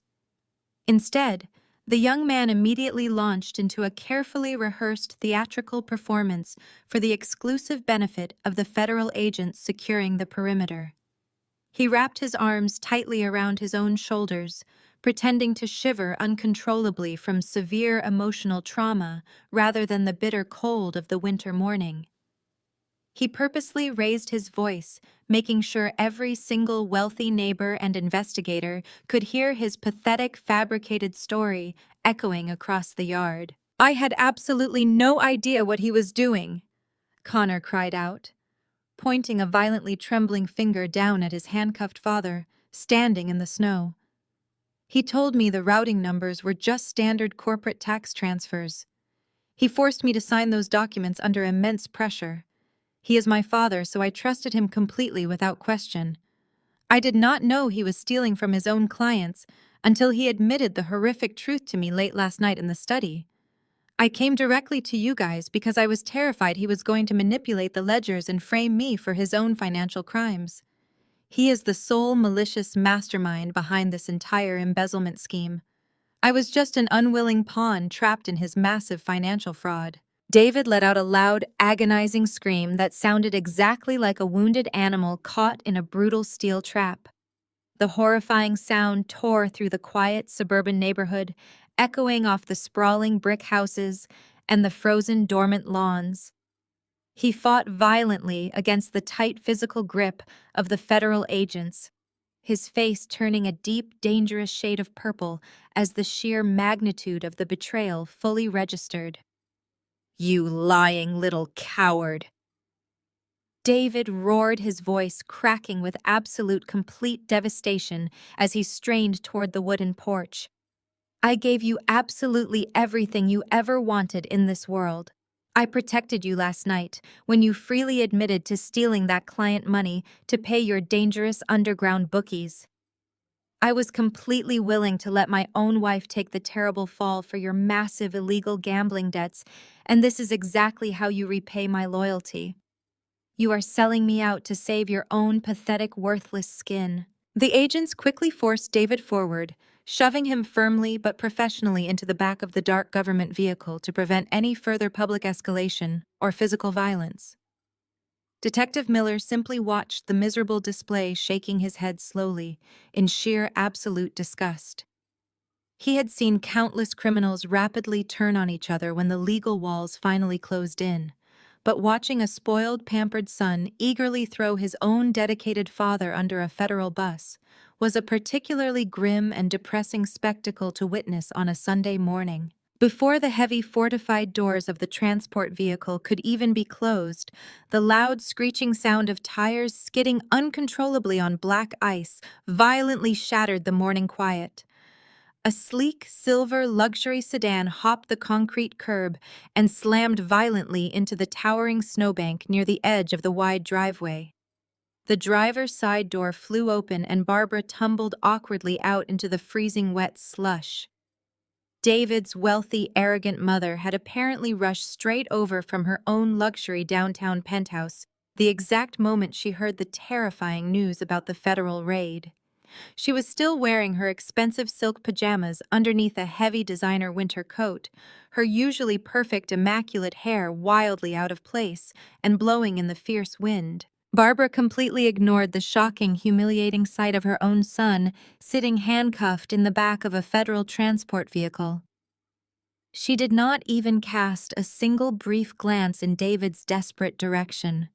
Instead, she scrambled frantically up the slippery concrete walkway, pushing aggressively past two startled federal agents and rushed directly toward the grand front porch.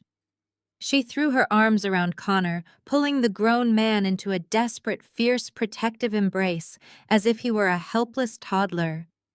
"Oh, my sweet, beautiful boy." Barbara sobbed loudly, stroking his hair and kissing his cheek with frantic, dramatic gestures. "I came here as fast as I possibly could. I am so incredibly sorry you have to witness this terrible waking nightmare today. You are entirely safe now. I am right here and nobody is going to hurt you." Connor leaned heavily into his grandmother's embrace, intentionally playing the role of the deeply traumatized innocent victim to absolute perfection. "It was horrible, Grandma." He whimpered softly, hiding his face in the soft fur collar of her expensive winter coat. "Dad maliciously tried to blame the entire massive theft on me. He tried to tell the federal authorities that I was the one who stole all the money. I had to tell them the absolute truth to protect myself from going to prison for his terrible, arrogant mistakes." "Of course you did, my brave, intelligent boy." Barbara cooed, her voice dripping with toxic, enabling affection as she rubbed his back. "You did the exact right thing by going to the police. Your father has clearly lost his mind completely. He has been completely corrupted and destroyed by that horrible, manipulative woman." Barbara suddenly spun around on the porch, her furious eyes scanning the busy driveway, until she finally found me standing calmly near the edge of the property line. Her face instantly twisted into a terrifying mask of pure, unadulterated hatred. She released Connor and marched halfway down the frozen wooden steps, pointing a sharp, manicured finger directly at my face. "You did this!" Barbara screamed, her shrill voice echoing sharply across the snow-covered lawns. "You brought this toxic, destructive influence into our good, honest, wealthy American family. You deliberately poisoned my son's fragile mind and intentionally drove him to this complete, absolute madness. You probably orchestrated this entire catastrophic financial disaster just to tear us apart out of pure spite and bitter, pathetic jealousy. You are a disgusting monster, Nina. You planted those fake digital documents to destroy my son and maliciously frame my perfectly innocent grandson." I did not take a single step backward. I simply stood my ground, the crisp winter wind whipping my hair across my face. I watched the deluded older woman scream her completely baseless accusations, feeling absolutely nothing but profound, overwhelming pity for her aggressive ignorance. "You can scream all you want, Barbara," I said, my voice projecting clearly over the frozen yard. "But your son is currently sitting in a federal transport vehicle because your precious, innocent grandson walked into an FBI field office at 6 o'clock this morning and traded David's freedom for a full immunity deal." Barbara gasped, turning back to console the smirking golden child. "Do not worry about a single thing, Connor," she promised loudly. "The family trust will protect you completely. We will hire the best defense attorneys and clear this entire ugly mess immediately." I smiled confidently as I unzipped my briefcase. I walked calmly up the icy driveway and handed Connor a thick manila folder. "You should read page 3 before you celebrate, Connor," I said, holding my head very high. I stood incredibly tall, taking absolute command of the very tense and satisfying final moment. Connor reached out with trembling fingers to take the heavy manila folder from my outstretched hand. His arrogant smirk faltered for just a fraction of a second as the thick paper touched his palm. He looked down at the closed envelope and then back up at my face, his eyes searching for any sign of a bluff. I did not blink or look away. I simply waited, letting the freezing morning wind swirl around us while the federal agents and his wealthy grandmother watched in absolute silence. Barbara tightened her protective grip around his shoulders, leaning in close as he finally broke the seal. He pulled out the stack of crisp official documents. The very first page was printed on thick government paper, bearing the unmistakable eagle seal of the Internal Revenue Service. I watched the initial confusion wash over his face as he tried to comprehend the dense financial terminology. "You thought you were a criminal mastermind, Connor," I said, my voice carrying clearly across the icy driveway. "You thought you could just route $1.2 million through your father's private firm, bounce it across a few dummy corporations, and quietly tuck it away in an offshore account without anyone noticing. But you unknowingly made a massive and critical financial error. When you initiated those international wire transfers to hide the stolen cash from your dangerous underground bookies, you triggered several automatic federal reporting requirements. As a certified fraud examiner running a comprehensive audit on your father's company, I noticed those glaring discrepancies immediately. I simply did not just hand my findings over to the local police department last night. 3 days ago, the exact moment I verified the illegal offshore routing numbers, I intentionally flagged your entire clandestine network directly to the federal tax authorities today." Connor immediately flipped frantically to the second page of the stack, his breathing growing shallow and rapid.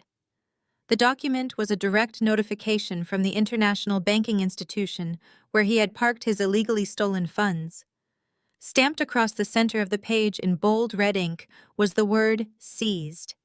The offshore accounts you used to hide your stolen money were not just temporarily frozen last night. I continued, taking a slow, deliberate step closer to him. They were completely flagged, seized, and entirely drained by the Internal Revenue Service 3 days ago. The federal government reclaimed every single penny of that money, pending a massive investigation into international wire fraud and tax evasion. The account you are banking on to save your life is entirely empty, Connor. There is absolutely nothing left in that overseas vault. Not a single solitary dime remains to save you right now. The heavy legal documents slipped from his numb fingers, scattering across the wet slush covering the driveway. Connor stumbled backward, his expensive winter boots slipping on the black ice. He frantically stared down at the scattered papers as if they were venomous snakes ready to strike. The sheer magnitude of his catastrophic miscalculation was crashing down on him with the force of a massive runaway freight train. His entire strategy had relied on keeping that stolen cash secure. He had willingly walked into an FBI field office at 6 o'clock sharp this morning and sold out his own father just to get an immunity deal for the corporate embezzlement. He genuinely believed that throwing David under the bus would leave him completely free to simply access all those hidden offshore funds and quietly pay off his massive gambling debts so he could finally walk away totally clean and absolutely unbothered. But right now, the truly brutal reality of his dire situation was violently snapping his fragile universe right in half. He suddenly realized with sheer terrifying clarity that his immunity deal was completely worthless. The federal authorities might not prosecute him for the initial corporate theft because of his cooperation, but they could not protect him from the ruthless underground bookies he owed money to. He had no cash to pay them off. He had no leverage left to negotiate with them. And worst of all, he had just publicly humiliated and sacrificed his only remaining protector. David was currently sitting in the back of a federal transport vehicle, completely ruined and unable to bail his golden child out of this deadly mess. Connor had burned his only bridge to safety for a pot of gold that had already been confiscated by the federal government. He was now entirely isolated and exposed. Barbara stared at the documents littering the snow, her perfectly styled hair whipping wildly in the frigid wind.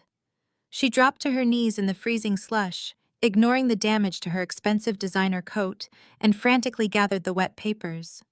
She squinted at the bold red letters, her mind violently rejecting the truth staring her in the face. "This is a lie," she shrieked, her voice cracking with sheer aristocratic panic as she scrambled back to her feet. This is just another one of your malicious fabricated tricks, Nina. You printed these out to scare my innocent grandson. The federal government does not just seize accounts without warning. We have high-powered attorneys who protect our family trusts. We are wealthy, upstanding citizens, and you cannot just take our money away with fake tax forms. We will have you arrested for this outrageous deception today. I simply looked back at the very desperate older woman, feeling an overwhelming sense of cold satisfaction. You can live in whatever delusion you prefer, Barbara. I said, my tone perfectly level and completely devoid of pity.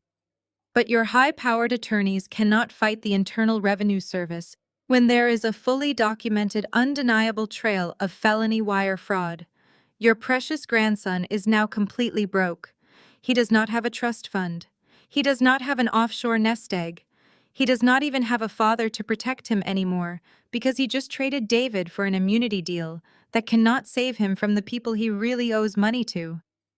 I suggest you stop screaming at me and start figuring out how you are going to protect your golden child from the very dangerous men who are coming to collect his gambling debts today because they do not care about your social status at all anymore. Just as the final devastating word left my mouth, a sharp, violent buzzing sound cut through the tense quiet of the frozen front yard. The noise was muffled but persistent, coming directly from the deep pocket of Connor's expensive winter coat. Connor flinched violently, his entire body jerking as if he had just been struck by physical lightning. He slowly reached a trembling hand into his pocket and pulled out his smartphone. The bright digital screen illuminated his pale, terrified face in the gray morning light. He stared at the caller identification, and a low, whimpering sound escaped his throat. It was his bookies. They were aggressively calling him to demand their missing stolen cash, right on their strict schedule. A wave of total, absolute panic completely consumed his mind and body. His breathing turned into rapid, shallow gasps, and his chest heaved as he began to violently hyperventilate right there in the icy driveway, while his horrified grandmother watched him fall apart, entirely unable to save the boy she had ruined. The carefully constructed reality of their untouchable, wealthy family had finally shattered into a million irreparable pieces in front of them. The relentless buzzing of the smartphone in his pocket seemed to echo like a death knell across the frozen yard. Connor did not answer it. He simply let the device vibrate against his shaking leg as the sheer terror of his situation fully paralyzed his mind. The federal agents who were busy securing the perimeter and loading boxes of evidence into their dark transport vehicles paid absolutely no attention to his localized panic attack. They had their cooperating witness and their primary suspect secure in custody. They did not care in the slightest about the ruthless underground bookies who were currently hunting him down for a massive unpaid sports betting debt. Connor slowly raised his hands to his face, pulling roughly at his hair as a loud, wet sob ripped through his throat. His knees finally buckled under the crushing weight of his catastrophic reality. He dropped heavily into the freezing slush of the driveway, landing in the exact same snowbank where his father had violently hurled my leather handbag just 48 hours prior. The expensive fabric of his tailored winter coat soaked up the dirty, freezing water, but he did not even seem to notice the bitter cold seeping into his skin. He stared blankly at the scattered tax documents lying in the wet snow, the red ink of the seizure notices blurring as hot tears streamed down his pale face. He had sacrificed his own father for a completely worthless piece of paper. He had burned down his entire life for an offshore account that the federal government had already drained completely dry. "Grandma," he whimpered, his voice breaking into a pathetic, high-pitched squeak as he looked up at Barbara. "Grandma, you have to help me.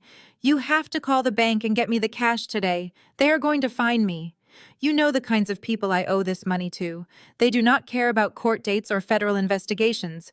They just want their cash right now." Barbara stared down at him, her face completely devoid of its usual aristocratic arrogance. She looked ancient and entirely broken. The fierce protective energy she had displayed just moments ago had completely evaporated, leaving behind a fragile, terrified older woman who finally understood that her wealth could no longer shield her family from the consequences of their reckless actions. "I cannot. Connor," she whispered, her voice barely audible over the crisp morning wind. I tried to log into the private banking portals while you were talking to the agents. Every single account is locked. The trusts, the operating funds, the emergency reserves, they are all completely frozen by the federal mandate.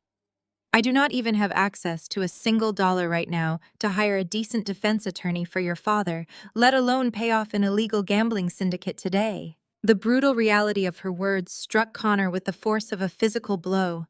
He looked from his devastated grandmother to the dark transport vehicle where his father was currently sitting in tight handcuffs. His safety net was completely gone. His powerful protectors were entirely ruined. He was completely out of viable options and rapidly running out of time. Then his wide, terrified eyes slowly turned toward me. I was standing perfectly still near the edge of the property line, watching the entire pathetic scene unfold, with a calm, detached sense of profound justice. My designer coat kept me perfectly warm against the biting winter wind, and my posture was relaxed and highly confident. I was the only person left in his shattered world who possessed the massive financial resources to save his life. Nina, he cried out, his voice thick with sheer desperate panic. He did not bother standing up. He practically crawled forward on his hands and knees through the freezing slush of the driveway, ruining his expensive clothes as he scrambled toward where I stood. Nina, please, you have to listen to me. I am so incredibly sorry for everything I said and did to you. I was just highly stressed and making stupid, arrogant mistakes. I never actually meant to hurt you last night. I was just desperately trying to survive. Please, Nina, you have to give me a personal loan, he sobbed, reaching out as if to grab the hem of my coat. I took a slow, deliberate step backward, keeping a safe, clean distance between us. You are a highly successful forensic accountant. You have access to millions of dollars in your private firm accounts. You own this entire massive estate free and clear. You can write me a check right now and save my life. These men are extremely dangerous, Nina. They are going to break my legs or do something far worse if I do not show up with that cash this morning. You are my stepmother. You are the only real family I have left who can actually protect me. The sheer, unadulterated audacity of his plea was almost breathtaking. He had spent 5 years treating me like a worthless, uncultured outsider. He had intentionally framed me for assault, laughed while his father threw me into a blinding blizzard and texted me vicious insults just hours ago. Now, facing the immediate brutal consequences of his own criminal actions, he was desperately trying to play the family card. He was trying to manipulate my sense of compassion, using the very title of stepmother that he and his grandmother had constantly mocked and degraded. Before I could even open my mouth to respond, Barbara suddenly snapped out of her paralyzed state of shock. The deep, ingrained entitlement that had defined her entire wealthy existence violently reasserted itself. She marched down the icy driveway, her designer boots slipping slightly but her posture rigid with familiar, demanding arrogance. "Get up, Connor!" she snapped, attempting to pull the sobbing young man to his feet. "You do not beg a woman like this for anything." She turned her furious gaze toward me, her eyes flashing with a desperate, toxic authority. "You are going to write that boy a check right this second, Nina. You legally own this grand estate, and you clearly have the financial resources to fix this terrible situation. It is your absolute moral duty as his stepmother to protect him from these dangerous criminals. You owe this family for taking you in and giving you a sophisticated life you never could have achieved on your own." Her delusion was so deeply embedded that she still believed she could simply issue a command and force my immediate compliance. I looked at Barbara, whose expensive fur coat was stained with wet slush. Then I looked down at Connor, who was still kneeling in the freezing snow, looking up at me with tear-filled, pleading eyes. I reached up with slow, steady hands and calmly zipped my warm winter coat a little higher against the crisp morning chill. I looked down directly into Connor's wide, terrified eyes, delivering my final response with crystal clear precision. "I would love to help you out today, Connor." I said, my voice perfectly smooth and completely devoid of any sympathy. "But you know exactly what David said to me when he threw me out into the blizzard. I am just a pathetic gold digger with a boring little desk job. I simply lack that kind of money." I turned my back on the two people who made my life hell and walked away. The heavy snow crunched loudly beneath my designer boots as I walked down the long winding driveway toward my waiting town car. I did not look over my shoulder a single time. I did not need to see the devastating aftermath of their ruined lives, because I was finally walking forward into mine. The drive back to my luxury downtown hotel suite was quiet and profoundly peaceful. Over the next 3 months, that quiet peace transformed into a whirlwind of relentless, calculated action. The initial shock of the federal raid quickly escalated into a massive, highly publicized media spectacle. Local and national news outlets obsessed over the dramatic downfall of the seemingly perfect wealthy Chicago investment family. Reporters camped outside the precinct and the courthouse eagerly documenting every single humiliating detail of the federal investigation. I spent those 90 days working closely alongside Detective Miller and the Federal Financial Crimes Division. I provided them with every decrypted ledger, every hidden routing number, and every falsified tax return I had uncovered during my sleepless nights. It was exhausting, meticulous work, but it guaranteed that the airtight case against my former family would be absolutely impenetrable. 3 months later, the bitter, freezing winter finally gave way to a crisp, bright Chicago spring. But the changing seasons offered absolutely no warmth or comfort to the men facing their ultimate reckoning. The highly anticipated bankruptcy and asset liquidation hearing for David's firm was scheduled for a Tuesday morning in the largest courtroom of the federal courthouse downtown. The sheer scale of the financial devastation required a massive venue to accommodate the overwhelming number of people whose lives had been completely upended by the embezzlement scheme. I arrived at the courthouse early, waiting quietly in a private witness room while the heavy oak doors of the main courtroom opened to the public. The gallery filled up, instantly packed shoulder to shoulder with a chaotic mixture of furious creditors and devastated former clients. These were hardworking people who had trusted David with their life savings, their retirement funds, and their children's college accounts. They sat in the stiff wooden pews, clutching their legal documents and whispering angrily among themselves. Dispersed throughout the hostile crowd was a very different kind of audience. Barbara's entire elite social circle had shown up in full force.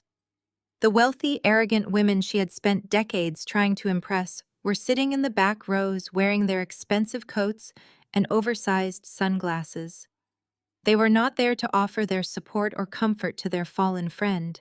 They were there to eagerly consume the sheer humiliating spectacle of her family's complete and total destruction.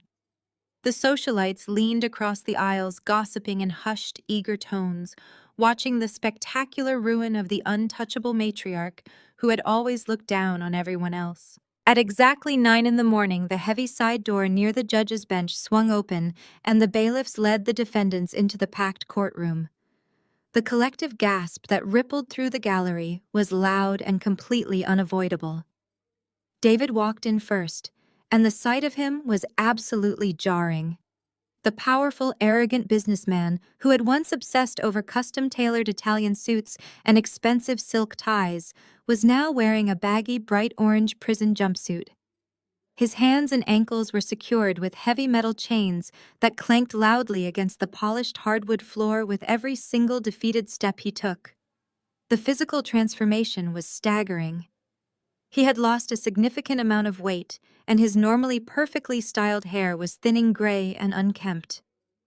The deep lines of extreme stress and profound exhaustion carved into his pale face made him look like a completely different man.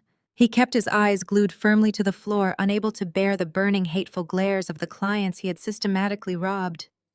He was facing a mandatory minimum sentence of 10 years behind bars for his role in the wire fraud, and he looked exactly like a man who knew his life was officially over. Walking closely behind him was Connor, and the young man's appearance was equally pathetic. The arrogant golden child who had spent his entire life coasting on his grandmother's wealth and his father's blind protection looked absolutely terrified. His designer clothes were replaced by a rumpled, ill-fitting gray suit that hung loosely on his shrinking frame. His eyes darted frantically around the packed courtroom wide with sheer unadulterated panic. His highly publicized immunity deal had spectacularly collapsed just 2 weeks after the initial arrest.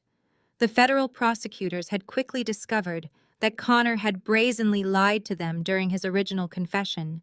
He had sworn that his father was the sole malicious mastermind behind the entire operation and that he was just a helpless pawn. But the relentless federal audit proved beyond a shadow of a doubt that Connor was the one who intentionally initiated the offshore transfers to pay his underground bookies. He had actively orchestrated the movement of the stolen funds, and then he had committed federal perjury by lying to the investigating agents. He was now sitting at the defendant table facing his own severe accessory charges and a lengthy prison sentence.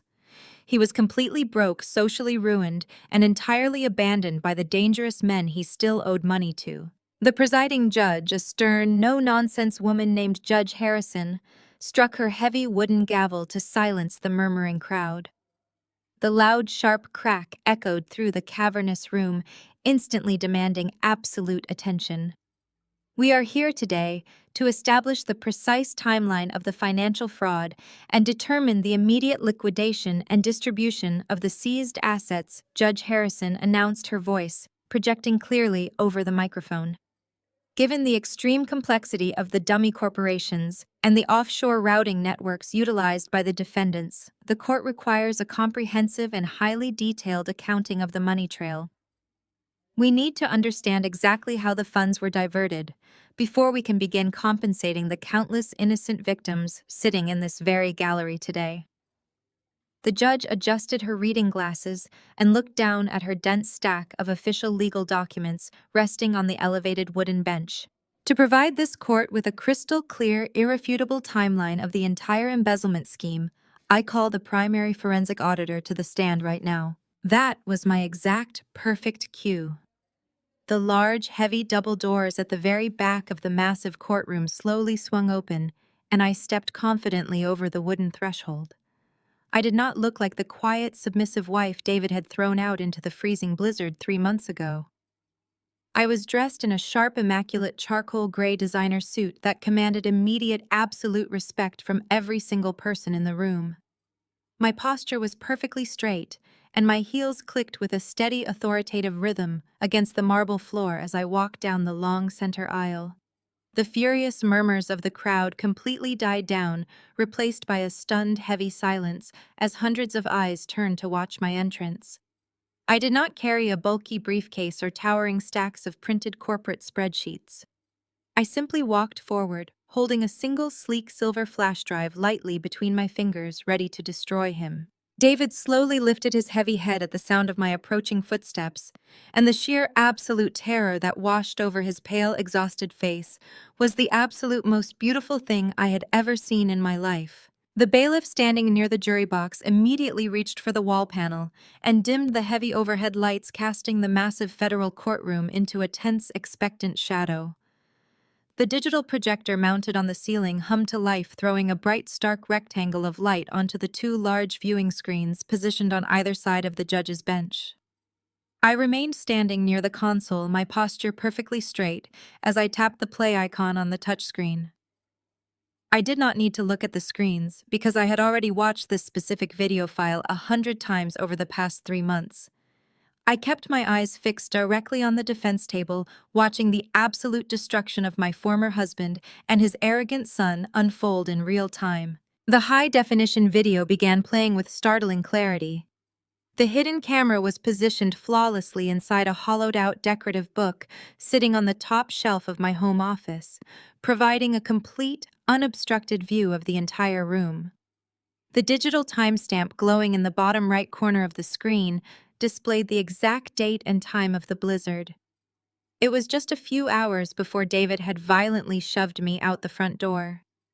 The audio feed was perfectly crisp, capturing the faint sound of the winter storm rattling the window panes of the suburban estate. The heavy oak door to the study slowly creaked open, and Connor slipped into the dark room. The courtroom gallery watched in dead silence as the 21-year-old moved confidently across the plush carpet, showing absolutely no signs of hesitation or guilt. He did not look like a panicked young man making a desperate mistake. He looked incredibly calm and highly practiced. He walked directly over to the large oil painting hanging on the far wall and swung it smoothly aside to reveal the heavy steel wall safe hidden behind it. He punched in the security code without even needing to pause, and the thick metal door clicked open with a loud electronic beep that echoed clearly through the quiet courtroom. Connor reached into the dark cavity of the safe and began pulling out thick, banded stacks of $100 bills. He unzipped a dark canvas duffel bag he had slung over his shoulder and started casually tossing the money inside. The sound of the crisp paper bills hitting the bottom of the bag was magnified by the sensitive microphone filling the tense air of the federal courthouse. A low collective gasp rippled through the packed gallery of furious creditors and devastated clients as they watched the young man effortlessly steal the cash they had worked their entire lives to save. Suddenly, the door to the study swung open again, throwing a wide beam of yellow hallway light across the dark carpet. David strode into the room, freezing as he spotted his son standing in front of the open wall safe with his hands full of cash. The entire courtroom leaned forward collectively, holding its breath. Everyone watching expected to see a father furiously confront his son for stealing. They expected to see David demand answers and punish Connor for breaking into his private safe. Instead, David simply let out a low, amused chuckle. The sound of that dark, arrogant laugh sent a visible shockwave of pure disgust through the courtroom gallery. "You are wasting your time with the petty cash," Connor David said on the recording, casually walking into the room and closing the heavy door securely behind him. He did not sound angry or betrayed. He sounded like a seasoned criminal instructing an amateur. "We have a much bigger problem tonight. I just checked the corporate routing logs. Someone flagged the offshore dummy accounts to the federal authorities. The entire $1.2 million transfer is completely exposed, and the auditors are going to be knocking on our door by tomorrow morning." On the massive screens, Connor dropped a stack of bills into the duffel bag, his arrogant demeanor instantly turning into genuine panic. "What are you talking about, Dad?" he demanded, stepping away from the safe. "You said those routing numbers were perfectly hidden. You promised me that client money was completely untraceable.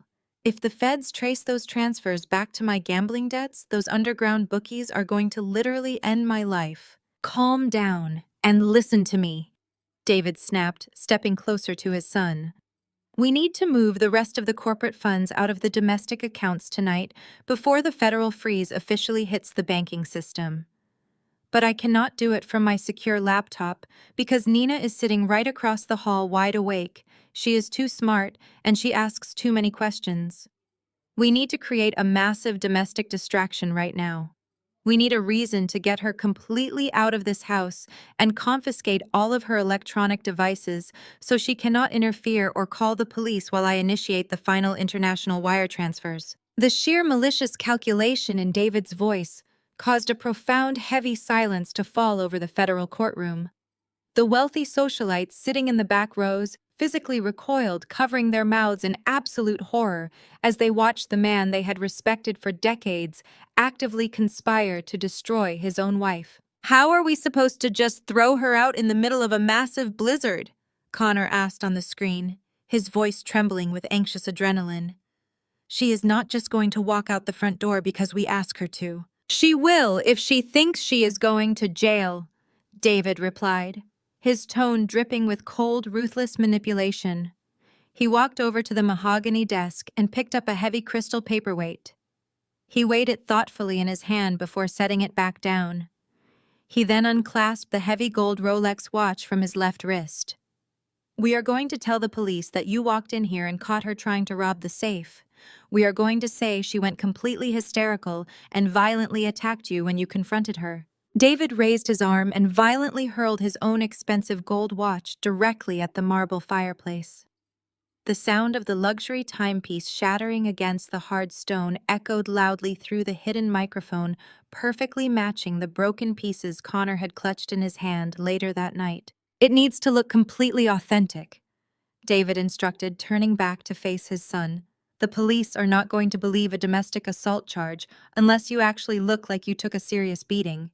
You need a mark on your face right now." The entire courtroom watched in absolute horrified fascination as the events unfolded on the large digital screens.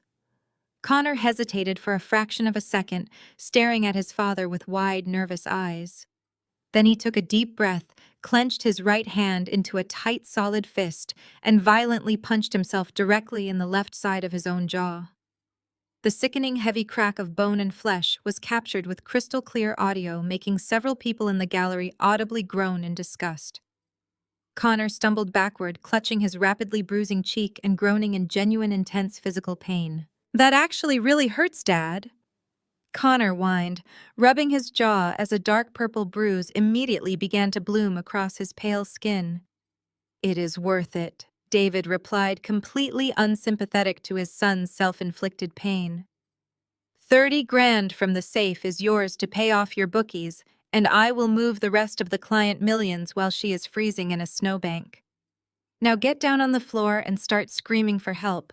Make it sound absolutely terrifying." The video showed Connor dropping to the plush carpet, clutching his face and preparing to launch into his theatrical performance. David moved toward the door, ready to play the role of the outraged protective father, rushing to save his golden child. The digital recording perfectly captured the sheer absolute malice of two men entirely willing to destroy an innocent woman just to save their own pathetic criminal skins. I reached out and tapped the touchscreen on the projector console. The video instantly stopped playing, and the two massive digital screens went completely black. The bailiff immediately flipped the wall switch, bringing the bright overhead fluorescent lights back up to full intensity. The sudden illumination revealed a courtroom that was completely paralyzed by the sheer magnitude of the pure evil they had just witnessed. Nobody moved. Nobody whispered. The air felt incredibly heavy, charged with a profound, overwhelming sense of undeniable justice. Judge Harrison sat completely frozen on her elevated wooden bench. She reached up with slow, trembling hands and deliberately took off her reading glasses, placing them gently onto her desk. She did not look at her legal notes or the federal prosecutors. She slowly turned her head and stared directly down at the defense table with an expression of absolute, unadulterated disgust. David and Connor were sinking so deeply into their heavy wooden chairs that they looked as if they were trying to physically melt into the floorboards.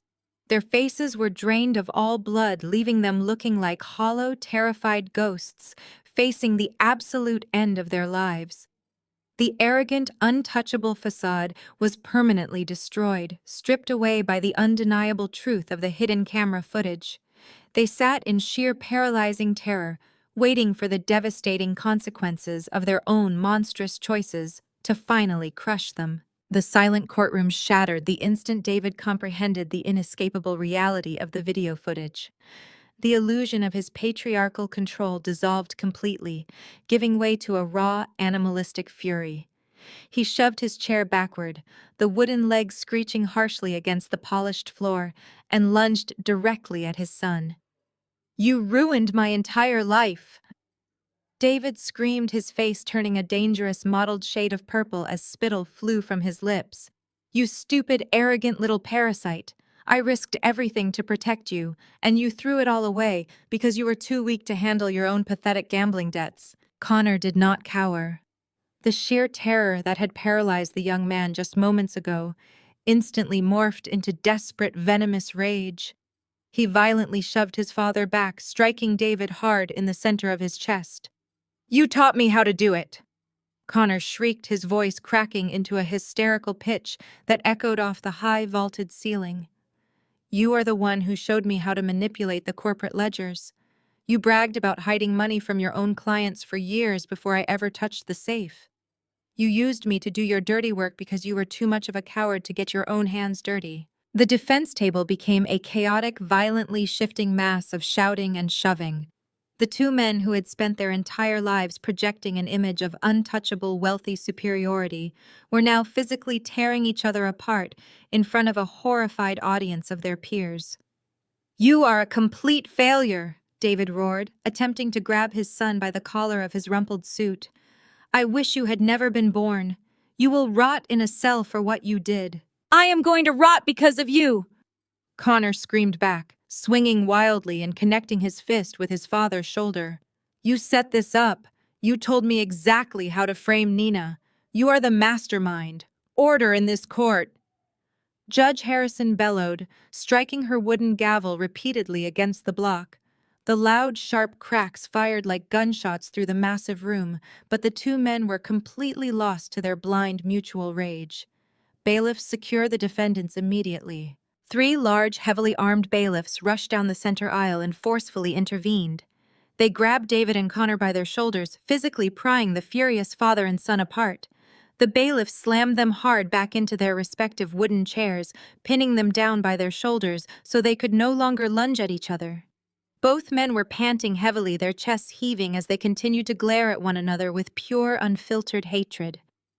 The last remaining shred of family loyalty had been completely obliterated right in front of the entire gallery. Judge Harrison stood up from her elevated bench, leaning forward, with an expression of absolute, uncompromising disgust. "I have presided over this federal courtroom for 22 years, and I have never witnessed such a profoundly disturbing display of malicious, premeditated cruelty," she said, her voice projecting with a cold, hard authority that commanded total silence. "You two men conspired to systematically steal millions of dollars from hard-working, innocent people. When you realized your massive financial crimes were on the verge of being discovered, you actively orchestrated a violent physical assault and maliciously framed an innocent woman to cover your tracks. You were entirely willing to destroy a person's life and strip her of her freedom just to maintain your fraudulent wealthy facade." The judge looked down at her official paperwork, picking up a sleek black pen. "David Evans, based on the irrefutable digital evidence provided to this court and your own recorded admissions, I am ordering the maximum allowable sentences for federal wire fraud, grand larceny, and criminal conspiracy. You will spend the next decade of your life behind bars in a federal penitentiary without the possibility of early parole." David slumped forward in his chair, closing his eyes as the brutal reality of his sentence crushed his spirit. Judge Harrison then turned her sharp gaze toward the younger man who was currently shaking uncontrollably. "Connor Evans, your previous immunity deal is officially revoked due to your blatant perjury and deliberate obstruction of a federal investigation. For your active role as an accessory to grand larceny and your premeditated fabrication of a domestic assault, you will also face the maximum allowable penalties under federal law. You will be transferred to a holding facility immediately to await your formal sentencing hearing." A loud collective sigh of relief washed over the packed gallery. The former clients and furious creditors who had lost their life savings finally saw the justice they had been praying for. But the judge was not quite finished. She struck her gavel one more time to quiet the murmuring crowd. "Furthermore, this court orders the immediate financial restitution of all stolen client funds," Judge Harrison declared firmly. "Every single remaining hidden asset connected to the Evans family, including offshore holdings, luxury vehicles, and private investment portfolios, will be thoroughly liquidated by the federal government today." The judge set her pen down and slowly turned her attention away from the devastated men sitting at the defense table. She looked across the quiet courtroom, meeting my eyes with a look of profound professional respect. I remained sitting tall and composed in the witness box, watching the final piece of my long journey fall perfectly into place. Judge Harrison folded her hands together and addressed me clearly through the court microphone, ensuring every single person in the room heard her final ruling. "Mrs. Evans," she said, her voice carrying a tone of absolute finality. "In light of the extraordinary forensic evidence provided and the severe malicious damages you personally suffered, the court grants you full, undisputed ownership of the residential estate. Furthermore, you are hereby granted sole executive control over the recovered liquid assets as direct repayment for the fraud committed against your person." The loud, definitive crack of Judge Harrison's gavel signaled the end of the proceedings. "Court is adjourned," she declared, standing up and exiting the room with professional grace. The heavy tension that had gripped the federal courtroom finally broke, releasing a wave of quiet murmurs and shifting bodies in the gallery. I remained in the witness box for a moment, breathing in the atmosphere of complete vindication. Down at the defense table, the reality of their prison sentences was physically crushing David and Connor. Two federal marshals stepped forward, pulling David up by his arms. He did not fight them this time. All the arrogant energy he possessed had been entirely drained out of him, leaving nothing but an empty shell of a man. His shoulders slumped deeply and his head hung low as they snapped the metal cuffs around his wrists. Connor was weeping openly, soft sounds of genuine terror escaping his throat as the marshals secured his chains. Neither of them looked back at the gallery. They did not look at each other. As they were marched down the side aisle toward the holding cells, they looked exactly like two broken thieves facing the ruin of their own making. I watched the wooden doors swing shut behind them, feeling the invisible chains of my toxic marriage fall away. With the defendants removed, the courtroom gallery began to slowly empty out. I stepped down from the witness stand and walked calmly toward the center aisle. My eyes fell on the second row where Barbara was still sitting paralyzed. The wealthy matriarch, who had spent 5 years trying to make me feel small and insignificant, was now utterly isolated. The elite socialites she had desperately tried to impress her entire life were standing up and turning their backs on her. They gathered their designer coats and whispered viciously to one another, stepping widely around her wooden pew, as if her newfound poverty and public humiliation were contagious diseases. Barbara reached out a trembling hand toward a woman she had considered her closest friend for decades, but the woman averted her eyes and walked out the door without saying a word. Barbara was left sitting alone in the empty courtroom. Her pristine social standing was permanently destroyed. Her ancestral family estate legally belonged to the woman she despised. Her access to every trust fund and corporate asset had been liquidated by federal mandate. She had nothing left. I stopped at the end of her row, and she slowly raised her head to look at me. There was no hatred left in her eyes, only terrifying emptiness. I did not offer her a word of comfort. I adjusted my briefcase and walked past her, heading straight for the exit. I pushed open the brass doors of the federal courthouse and stepped out onto the wide, concrete plaza. The transition was breathtaking.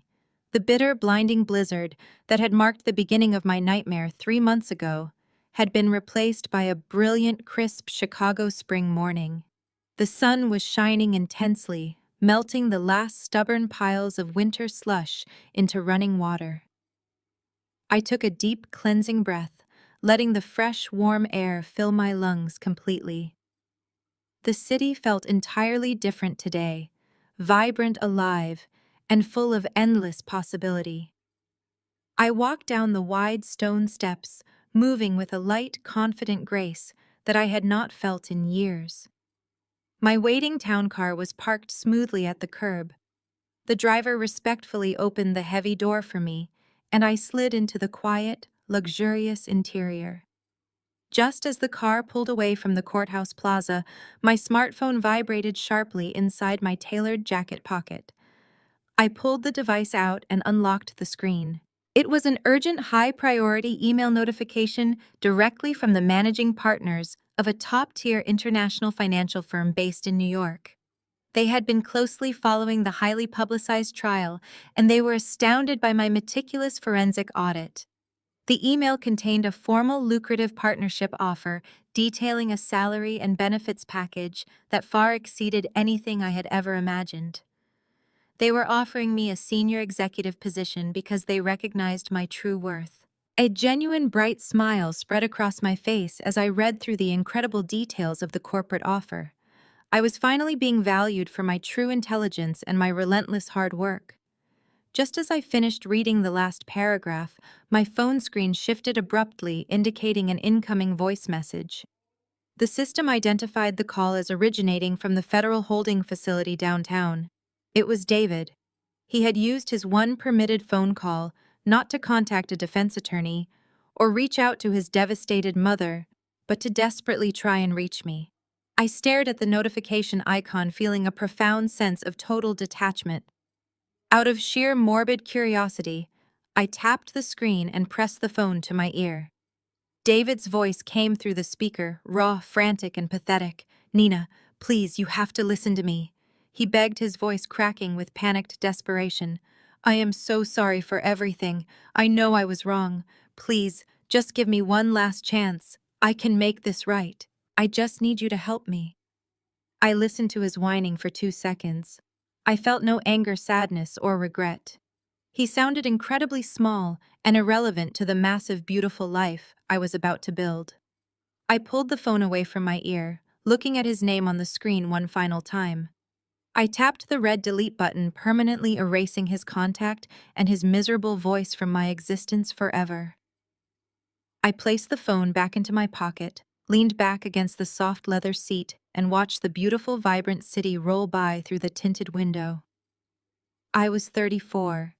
I owned a sprawling estate, a massive fortune, and a very brilliant career. But most importantly, I was truly, finally free. Looking back on everything that happened, I realized the most valuable lesson was never about the money or the estate. It was about recognizing my own absolute worth when the people who were supposed to love me chose to see me as disposable. For 5 years, I dimmed my own light. I downplayed my intelligence and hid my success just to protect the fragile ego of a man who ultimately viewed me as nothing more than a convenient accessory. I allowed myself to be mocked and belittled because I mistakenly believed that keeping the peace was the same thing as keeping a family. But peace built on a foundation of lies and disrespect is just a prison in disguise. When David locked that door and left me in the freezing snow, he thought he was stripping me of my power. Instead, he gave me the exact clarity I needed to finally stop protecting him from his own disastrous choices. True power does not come from being loud or arrogant or tearing other people down to make yourself look big. True power comes from knowing exactly who you are, staying perfectly calm in the face of absolute chaos, and trusting your own capabilities when the world tries to tell you that you are out of your league. Sometimes the most devastating betrayals are actually the greatest gifts we can ever receive. They force us to stop accepting the bare minimum and push us to finally step into our true potential. If you have ever been underestimated or betrayed by the people who were supposed to protect you, I want to hear your story. Please share your experiences in the comments below. Hit the like button and subscribe to the channel if you believe that the best revenge is simply living a brilliant, independent life. Thank you for listening to my journey, and remember that your worth is never determined by the inability of others to see it.